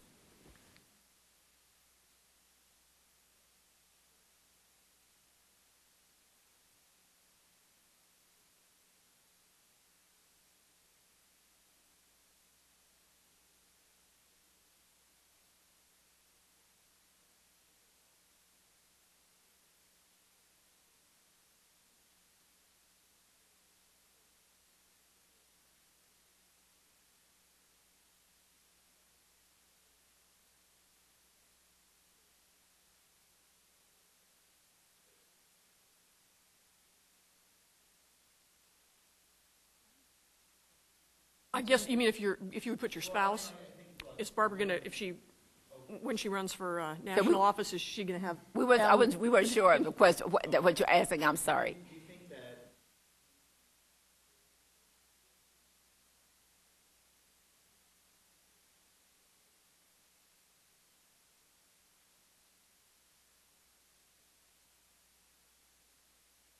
I don't think it'll be the same dynamic, but the speakers talked a little about that in terms of Hillary Clinton and Elizabeth Dole. I mean, And Bill Clinton and Bob Dole. Yeah, I mean that they, here you've got women who have very high-profile spouses, and that can be a plus or a minus depending on how you present that and what the issues are. Obviously, they've got very different circumstances. I mean, at a local level in particular, I don't see that. I think on a national level you might see it a little bit because, the public in general is interested in who your family is. I mean, they really want to know. Do I have anything in common with you? I mean, do you have any children? How old are they?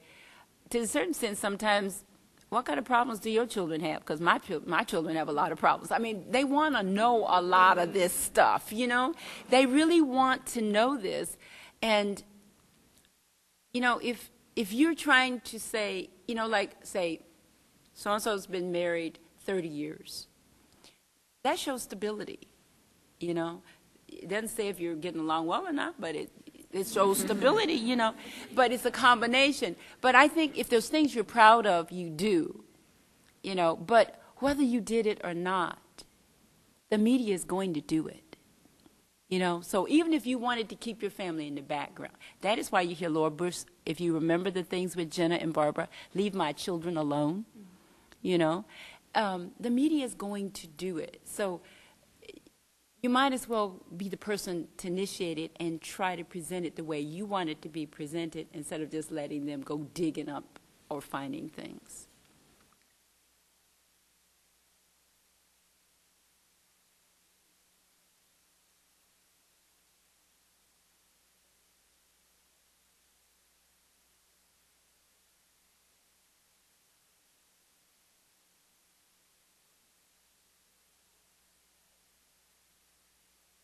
I'm going to just give you some words, and then I'll turn it over to them. Passion. Do you feel like you really want to do it? And do you think you have the energy to do it? Number 2, is the timing right? And timing does have to be right sometimes. You look at the situation. This is Democrat weekend, so I'm spending almost the weekend in Topeka. Okay, well, we just do this. But think about this. Obama. Timing was right.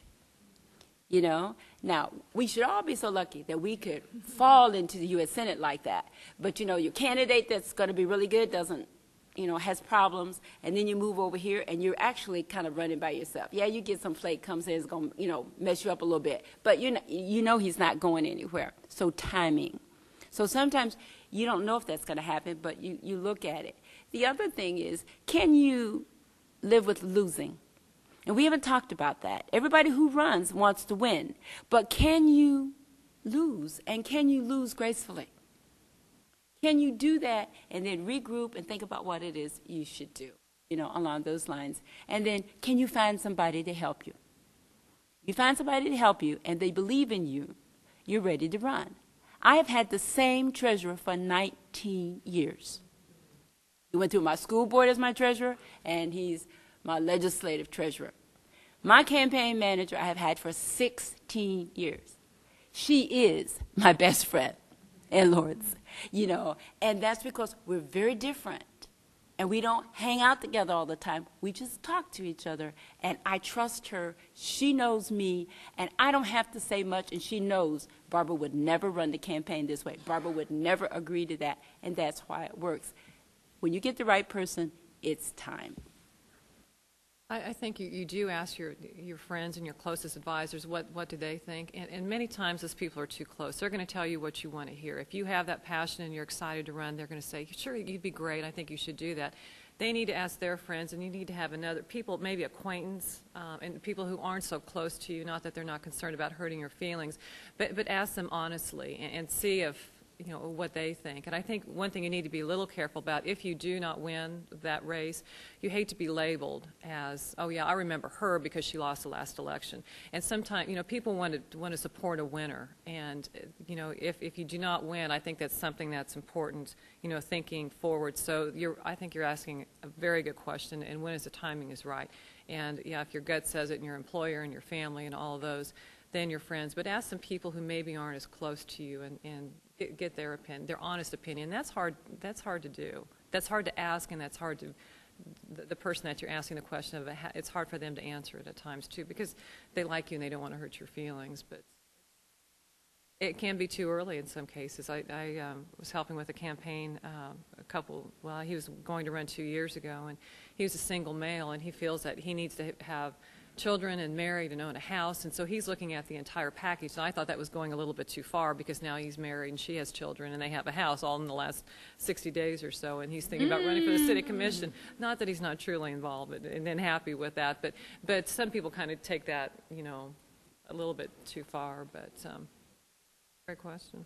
I don't think there's a formula. I don't think there's a right or wrong answer, man. I don't think age should be, you know, that you shouldn't run until you're at least 30. I mean, there's a lot of stories of, you know, young people who have run and done great things and been successful, and that's different for each of us, you know, depending on all those other factors. So I certainly wouldn't set up a straw man for yourself that, you know, can't do it until check off this, check off that, check off that. I mean, I think Barbara and Bonnie are right that, you know, a lot of it has to do with the passion, the commitment, and, you know, these other elements. And can you do all those things that the first panel was talking about in terms of, you know, succeeding at building that structure for yourself to help you with it and get you to the goal. And last, don't be too sensitive. Have thick skin. Yeah. You know, Can't take it personally. you have to ask yourself sometime, you know, like, don't you say don't take it personally. Sometimes you have to ask yourself, could you really take being criticized on this end and criticized over here and criticized over there? You know, and you won't know it until it happened to you, and then you'll know if you can take it or not. But at the time, if you can't, you just have to go in a room quietly and regroup and say, well, maybe there was some truth there. Nope, there was no truth there, so I'm going to ignore it. And the other one is like, I'm coming out tomorrow and I'm taking you on. And you do it with a smile on your face. And then you know you're ready. Yes? I have a question.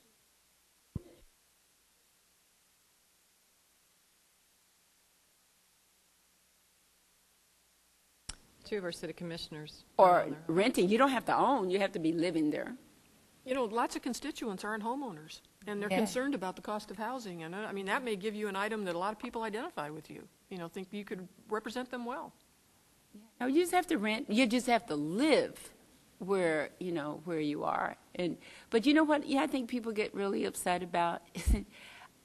I don't think it's so, well, it is that you're not living where you're supposed to living, but that you're lying about it.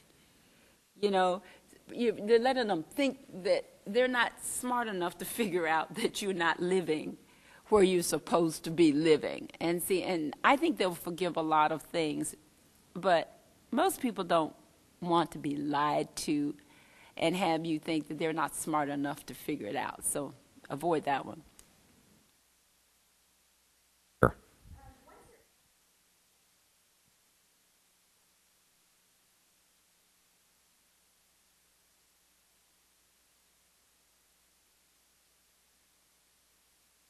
I think listening is very important, and also, I mean, speaking from a city commission point of view, and Mayor, you cannot be experts in all fields that's in front of you every week, but maybe another commissioner has more of an interest or more of a background or history or an opinion on that than you do.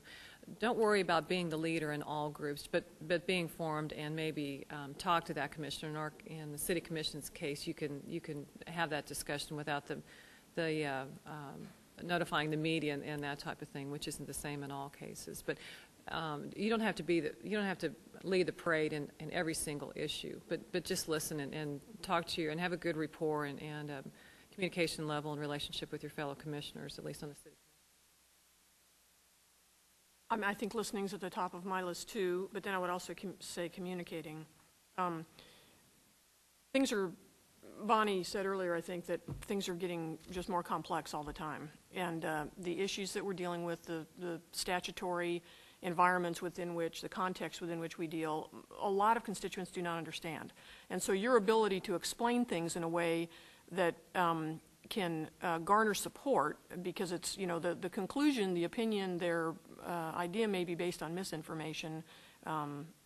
That happens a lot. And I think office holders' ability to communicate with their constituents, listen to what they have to say, and also communicate information is critical. And then, the other thing I think is just integrity. That you have to be authentic. You have to stick with the values and beliefs that got you there. I mean, we could have a whole other session on representative democracy and representing what the majority of your constituents believe versus what you think is the right thing. But that complexity issue plays a big part in that. If you have a whole lot more information than the other people do, should you use that to do what you think is the right thing, or should you listen to what the majority of your constituents are saying? Their opinion is. I'd say do your homework. So that means stay informed, and communicate what it is you know. Communicate what it is you have learned, because you're representing your constituents. Let them know that you know this, because they don't. That's why they sent you. And you're supposed to keep them informed, and then you respond. So if you're informed, you can communicate, and then you respond what it is you know. And the last one is what I started out with first. Enjoy it. Have fun. And I think you always have to remember to feel honored and privileged that you had this opportunity to do it. And and as caucus chair in the Democratic House, every year I open this session with, there's only 165 people can serve in the legislature in the entire 2.7 million people in this state. There is only 42 Democrats that serve the entire state with 2.7 million people in this state. And there's only 7 African Americans that serve this state, and 4 Hispanics. You should feel honored and privileged, and we all have a responsibility, and don't take it lightly. So that's what I would ask you to remember. Bonnie, Sue, and Barbara, thanks so much for sharing your experiences.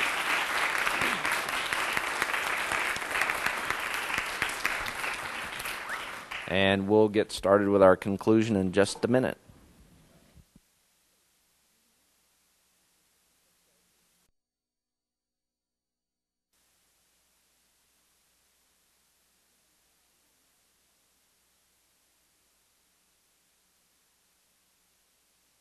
Okay, I'm going to ask everybody to please take their seats. We'll get started with our final session and get you out of here by noon. I want to, first of all, I want to, before I introduce my fellow panelists, I want to thank Professor Mary Banwart for helping us put together today. She was... That's for you, Mary, in case you're not paying attention. They were applauding you.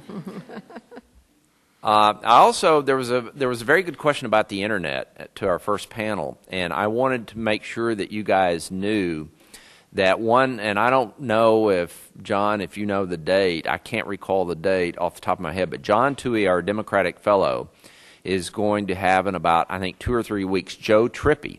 Joe Trippi was the man behind the Howard Dean candidacy who really devised a lot of the very interesting internet strategy that Howard Dean's presidential campaign utilized, and he is going to be speaking in John Tuohy's study group on Tuesday afternoon in a couple or 3 weeks. The Tuesday after spring break. Hopefully, you guys will come to a number of those study groups, but that's one that you might be particularly interested in. And I think all the study groups are going to convey to you, give you the kind of opportunity you've had today to listen to experts, people who've been there, people who have the experiences and who can convey good advice to you. Dean Diana Carlin is the Dean of the Graduate School and International Programs, but that's really not why I'm delighted that she's the Dean, but that's not really why she's here today. She's here today because she is not only an expert on political communications and presidential debates, but she's also a fellow political junkie. And as two political junkies, what we're going to do, have you passed those sheets out? Okay. Karen has passed out Women's Campaign 101 Feasibility Checklist. What we wanted to do is to close the session today by going through what we feel are the 12 main issues that you need to kind of cover off before you decide to run for office.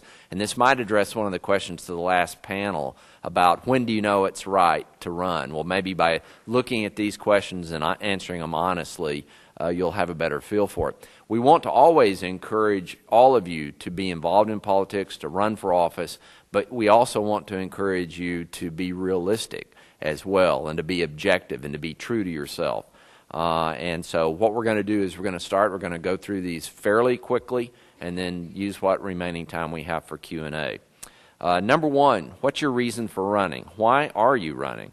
Are you passionate about an issue or some sort of a matter? Are you running just because you think you can do a good job? Or are you running because friends are encouraging you to run? You know, you really in a campaign, you're going to find there are going to be wonderful days, and the overall experience of running and serving is going to be very rewarding. But there are going to be very tough days too. And what you don't want to do is you don't want to have people talk you into running or even to talk yourself into running, and then you wake up one morning and you're saying, why did you tell me to run? Or why did I decide to run? You've got to be committed. So what's your reason for running? Next one. But before I get to the next one, I want to thank Bill Lacey and Jonathan and Barbara and Susie and Allison and Lawrence and everybody who has made this last month incredibly special. It's about time we start having a public discussion about the role of women and about the first woman president, and I think you're leading the charge here, so round of applause. Thank you.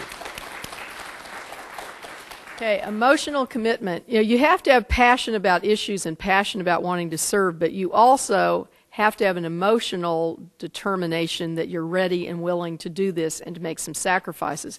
That's a lot different from being passionate about an issue or wanting to be a candidate. You know, you are going to have to sacrifice personal and family time. You heard that from everybody who was here. You're going to have to be thick-skinned because whether you like it or not, there are going to be rumors, there are going to be negative things said about you, there are going to be unfair, untrue things said about you. And I can give you a couple examples quickly of candidates in this state who didn't succeed, and part of it was because they couldn't make that emotional commitment to a campaign and detach.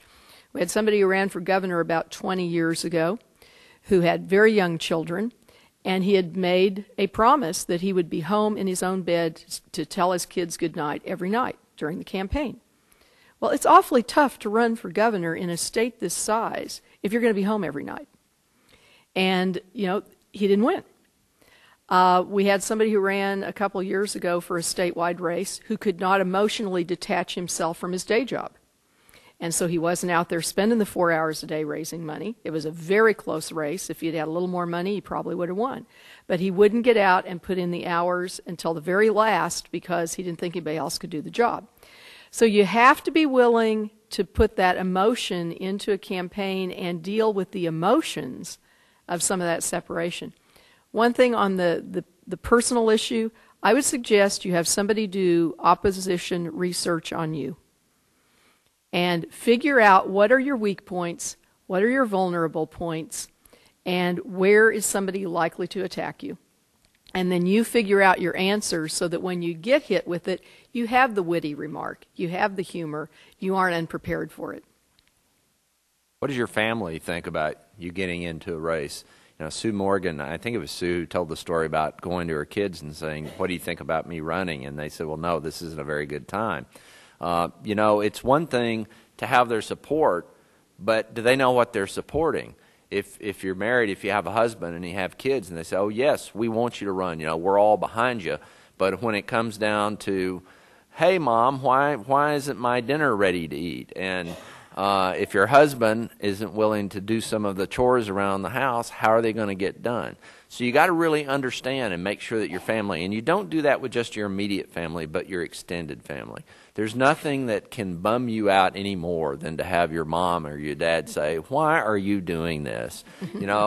You're out there and you're campaigning, and I don't agree with you on all these things you're saying. Why are you doing this? You really need to make sure right up front that you've touched those bases and that you have that support, because it's so challenging what you're going to do in running for office or working for a candidate. You need to know that you've touched those bases and you're going to have that support and that encouragement on a daily basis.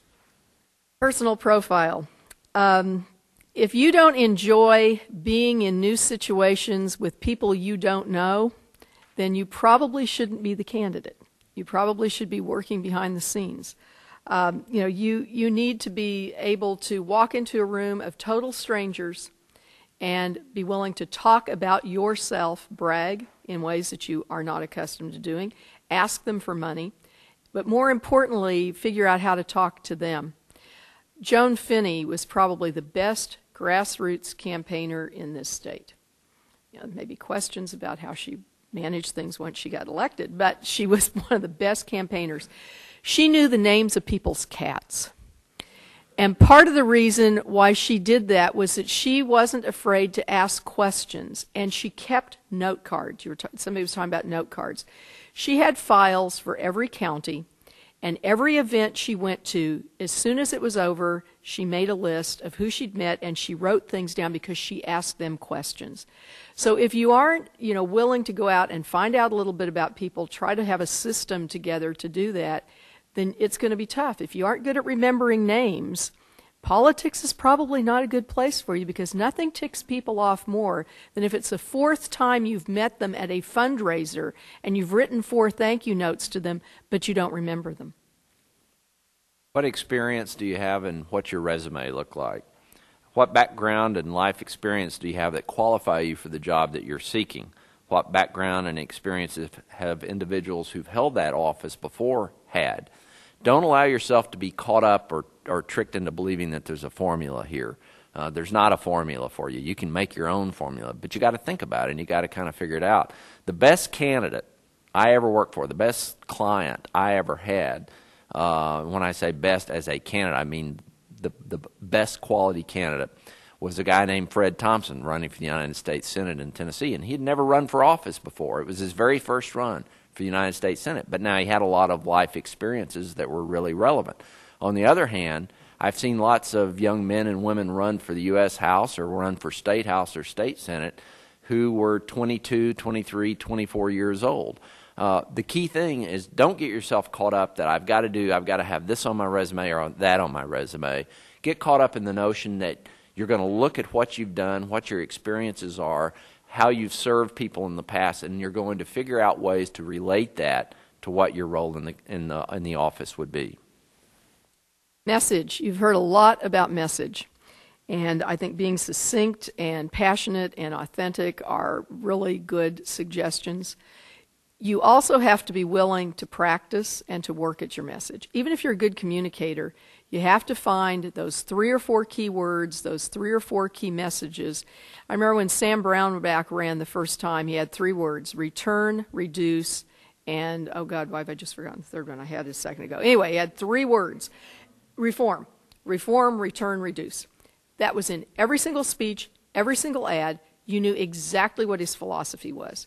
And you have to be willing to do that. You also have to be willing to stand in front of a video camera. Sue talked about soundbite. You need to practice sound bites. That doesn't come naturally. You need to have somebody ask you questions. You have to be willing to practice debates. You have to be willing to practice news conferences. And if you don't become a good friend with a video machine, and if you aren't willing to look at yourself and grimace a lot, this is not the kind of thing you ought to be doing. Financial. Now, unless there are a bunch of multimillionaires in the room today, you're going to have to raise money for a campaign. How much of a budget is required? Can you develop, before you decide to run, can you develop go through kind of some of the steps that Lori was talking about? Can you figure out the people who are going to help you, and can you look at how much they might be able to help you with? Can you get close to your goal? Do you feel comfortable constantly asking people for money? That's not an easy thing to do, and a lot of people don't do it very well, but you have to do it to succeed. Now, a lot of this, too, depends upon the budget that you need. I mean, if you're running in a lower-level race, it's possible that, you may be able to take the money out of your personal bank account to run, but not many people do that, and it's not a good idea. And the reason it's not a good idea is what Lori mentioned this morning. You've got to generate credibility, and fundraising generates credibility. Be honest with yourself on this issue in particular. It's the toughest, at least from my point of view and my experience working with clients. It is the toughest issue a candidate faces. A lot of you are articulate and you're passionate about issues, and you can answer all these other questions and issues and deal with them, but you've got to be really particularly hard on yourself on this one. Make sure that you're committed to raising the amount of money, and make sure that you feel that there's a way that you can get there. Party. If you're running in a nonpartisan election like school board, city council, in this community, this isn't that important. In fact, it can be a detriment maybe in some ways if you're really viewed as a real hardcore partisan, because you have to put coalitions together. I have served on the steering committee for people in this community who are of the opposite political party. Me and we didn't even think about it because he wanted to put a good team together. But if you're going to run in a partisan race, you need to think about what you have done for the party, with the party, that they're going to want you to be running.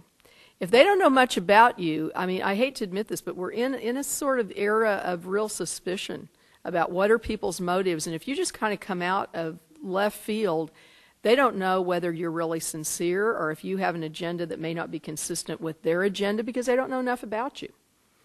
I've actually had people call me to see if I knew former students at KU who had come to a local party and said, I want to run. And they said, we'd never seen this person, never stuffed an envelope, never put a stamp on anything, had never given a penny.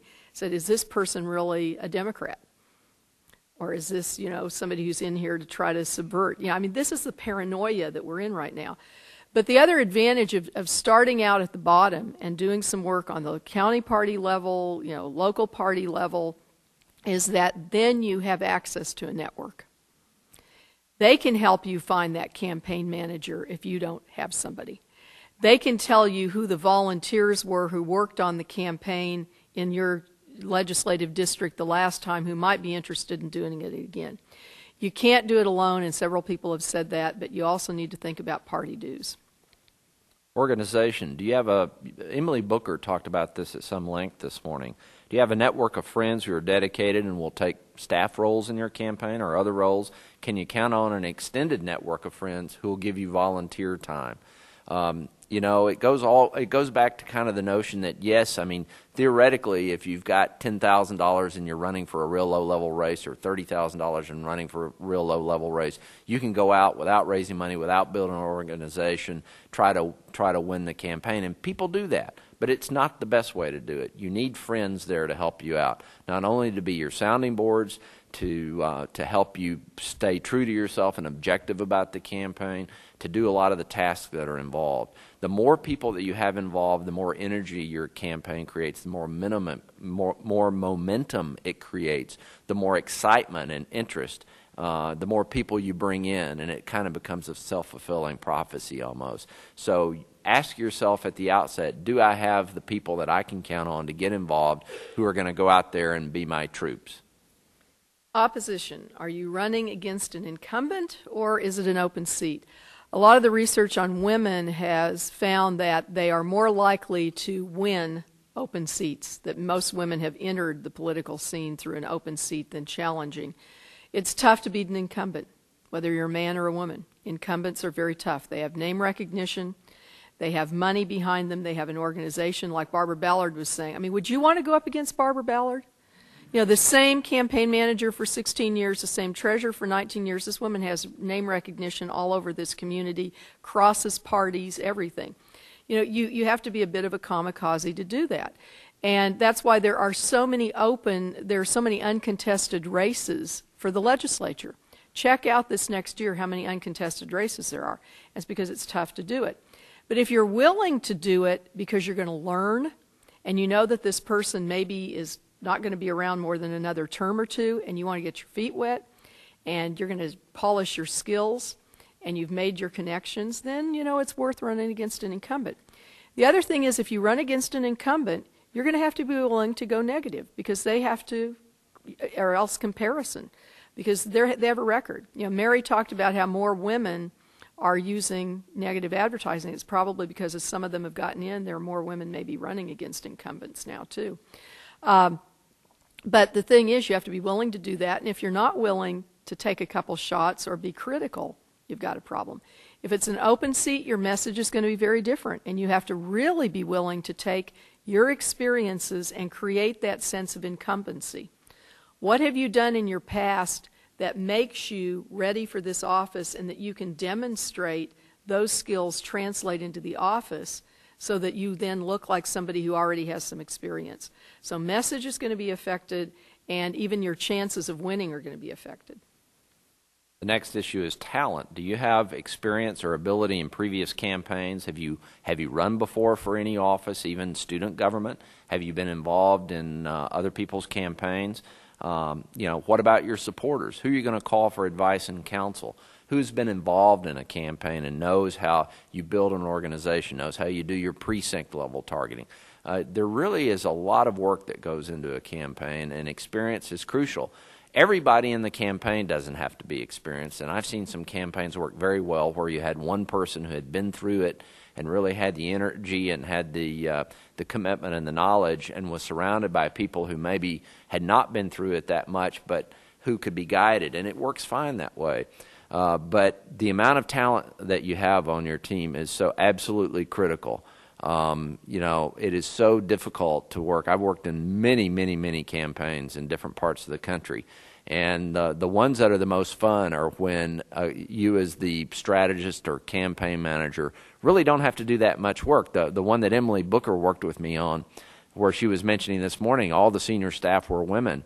That was the best campaign I've ever worked on, because I would just like give out the instructions in the morning and go into my office and read polls all afternoon and know at the end of the day the work was going to be done because I had a really talented team there in place. So talent is very important to you. Objectivity. You may think you are ready and you are the best candidate, but you really need to check that with other people. And, you know, we've talked a lot about honesty. You need to be honest with yourself, and you need to surround yourself with people who are honest with you and aren't afraid to be honest with you. And, you know, this ties in a little bit, too, with this notion of kind of knowing where the party is. You may get yourself all psyched up, and because you aren't on anybody's radar screen, they maybe have already found the ideal candidate to run, and you've psyched yourself up, you start talking to people. By the time you go to the party machinery, they say, oh, well, we've already contacted somebody. Parties have recruiters, and they're looking for people to run. And so, you know, this is another reason why you want to be known. So if you aren't, it may not be the point yet, because you may have spent a lot of emotional energy on this when you aren't even going to win a primary, potentially, or get the kind of backing that you're going to need. So do the objectivity check, and then hopefully at some point you all will decide to do this. Those are the 12 key items that Diana and I thought should be mentioned this morning. There's lots. It's complicated. It's not as easy as just these 12 items, but they at least kind of give you some guideposts. We'll take some Q&A now, and we'll be finished with the day then. Yes?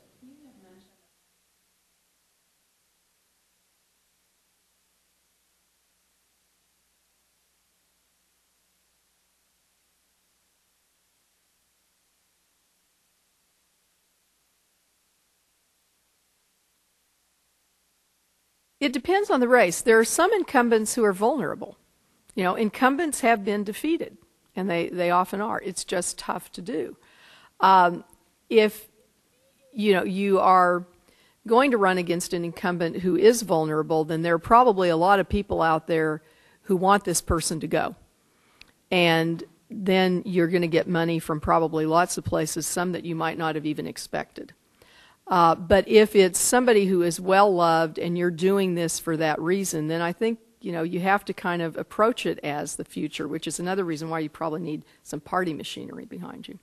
That's my read, at least. Yeah, I think that the further you go up the food chain, the higher you go up in politics, the easier it is to find opponents who have problems, who have negatives, who carry a lot of baggage and everything, and so it's easier to attract money against them. I think at a lower level, at school board, at state house, something like that, I think you really almost have to rely upon your friendship with people and your commitment, and like you're saying, and Diana said, you're looking towards the future and everything, and people are willing to give. If you guys attended the lecture series and heard some of the comments about women running for president, one of the biggest challenges is to get the money behind them. That hasn't been or isn't now as much of a problem for women as it would have been 10, 20, 30 years ago at the lower levels. And so the thing that I think you want to do is you want to go through the process that Lori described. Fundraising is a very mechanical thing. It's probably the most mechanical thing in politics, and it's just a matter of identifying people that might give and then asking them to give and thanking them for it and then asking them again and keep going back. And it's tough to do. I think it's the hardest part of a candidate's job, but it's also the most mechanical. Any other questions? Yes, Dot.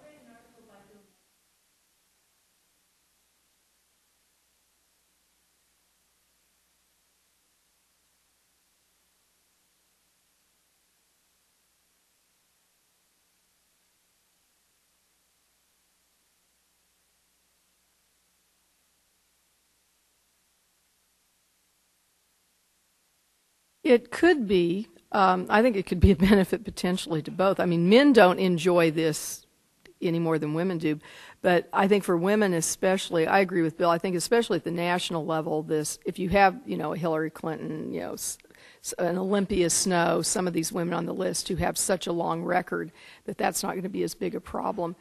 I think a lot of it comes down to connections, but what public financing will take out of it is the need for the candidate to spend an incredible amount of time raising money, and then they have more time to devote to an actual campaign, and that may be the bigger advantage.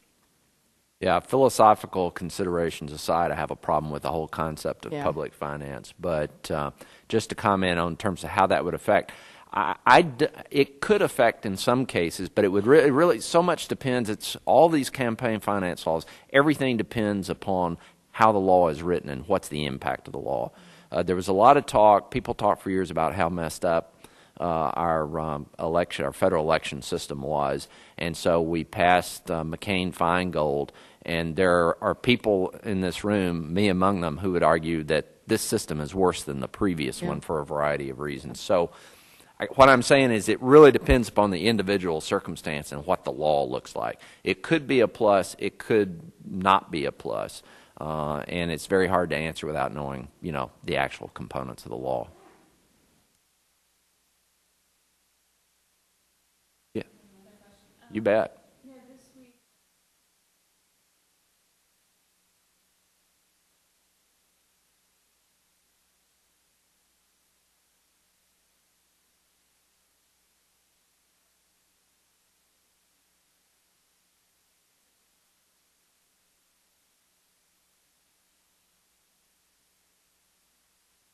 The standard is going to vary dramatically. The standard at the top, when you're running for president, you've got to be prepared to address that in excruciating detail.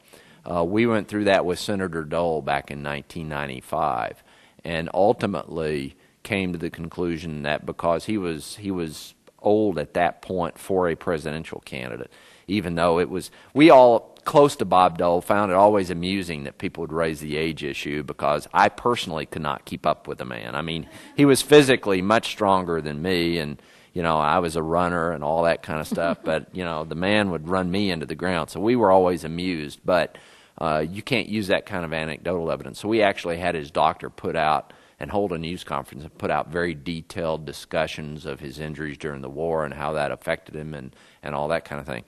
I don't believe that unless there is something that is potentially profound, like a known case of cancer or something, that you have much to worry about at a local level. I think that, again, the higher up you go, the more visible the campaign becomes and the more likely people are to talk and somebody's going to find out. I think it is very important that you look at it from is if your personal health is good and you don't have any problems and you meet all these other criteria that we're talking about, go for it. And if something develops, you have to kind of deal with that as it happens. I think if you start with a condition like that and you want to run, you got to ask yourself, can I really do, two things like this that require my 100% commitment at the same time? Yeah, I agree with Bill. It tends to be a bigger issue at the presidential, maybe a senatorial kind of thing. I don't know, Sue, if you probably didn't have to deal with it. I don't think most people think about it. Even in Kansas at the governor's level, I remember when Joan Finney ran, she had open heart surgery, as had her lieutenant governor, and that never even came out. I mean, we had two people who had both had major heart problems and open heart surgery, and it was never an issue. And we've had presidential candidates. I think if full disclosure becomes important, Dwight Eisenhower was known to have he'd had a heart attack in his first term, didn't stop anybody from reelecting him. Lyndon Johnson had been the same way. But yet John Kennedy kept his, what was it? Addington's disease totally hidden from the public. So it's tougher the higher up, but I don't know that you have much problem with it otherwise. And, who knows? It's not just disease. I mean, look at the number of members of Congress who have died in plane crashes. That's probably the most common cause of death among members of Congress because they fly in small planes and they often do really stupid things when they're doing it. Karen?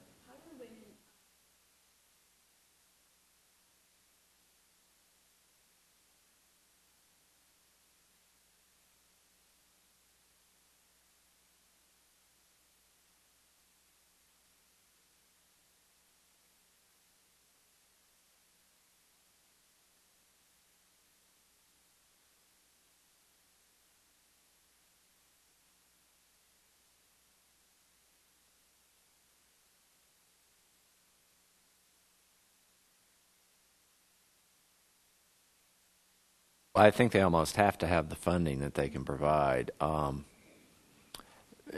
My experience in Washington, D.C.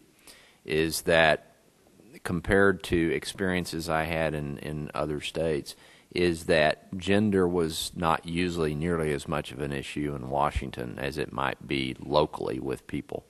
I remember going to work for the National Republican Congressional Committee, which was the first national party job I ever had in 1981, and the director of incumbent protection was a woman. The director of the polling operation was a woman. The executive director of the Congressional Campaign Committee was a woman, the highest position there.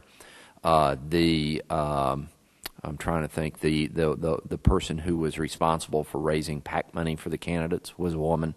The point being that was over 20 years ago. It was 25 years ago. My goodness.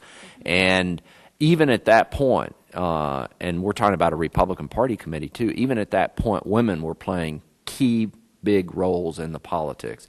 And so in terms of PACs, I can't honestly say I've seen data that indicates, how gender affects contributions.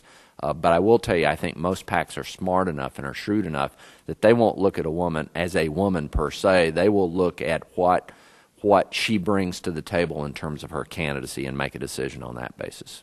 Yeah, that's been my observation too. The question you asked too, though, about women and should they stick with like women's issues kinds of PACs, I think you can't ignore those. But what you have to figure out is what are your issues, what are the key issues in the campaign, and, goes back to passion again and performance, and those are the PACs that you're going to want to go after. I think when you're making decisions on PACs too, whether you're a man or a woman, you have to make a real decision about whether you want to be affiliated with certain groups, even if they're willing to give you money. Do you want to have that if it becomes another hot button issue that detracts from your message? You may be better off without that $5,000 or whatever the PAC is given. I don't know what the limit, $2,000, whatever it is, than to have to deal with the negative publicity of having taken money from that PAC. Any other questions this morning? Okay. Well, I want to thank all of you guys for coming out on a Saturday morning. It's really great that you took the time to participate in this, and thank you for your support of our lecture series. I want to re-emphasize and reiterate that the kind of program that you're participating in today is the kind of program we do all the time at the Dole Institute. There are really a lot of opportunities for you to come over and get a chance to hear from people who have extensive experience in the political field, and it's a great way to complement what you're learning every day in school or in your lives. And so I just wanted to encourage all of you to be active and to participate in our programs and everything. And then I also wanted to add that we're making available a white glove tour for any of you who would like to go down and take a look at our archive immediately after this session. How many of you are interested in doing that? Do we have any interest? Okay, wonderful. Well, I'd ask all of you to stick around, and we'll retrieve our archivist, and they'll be with you very shortly. And as just a final point, we have the fellows.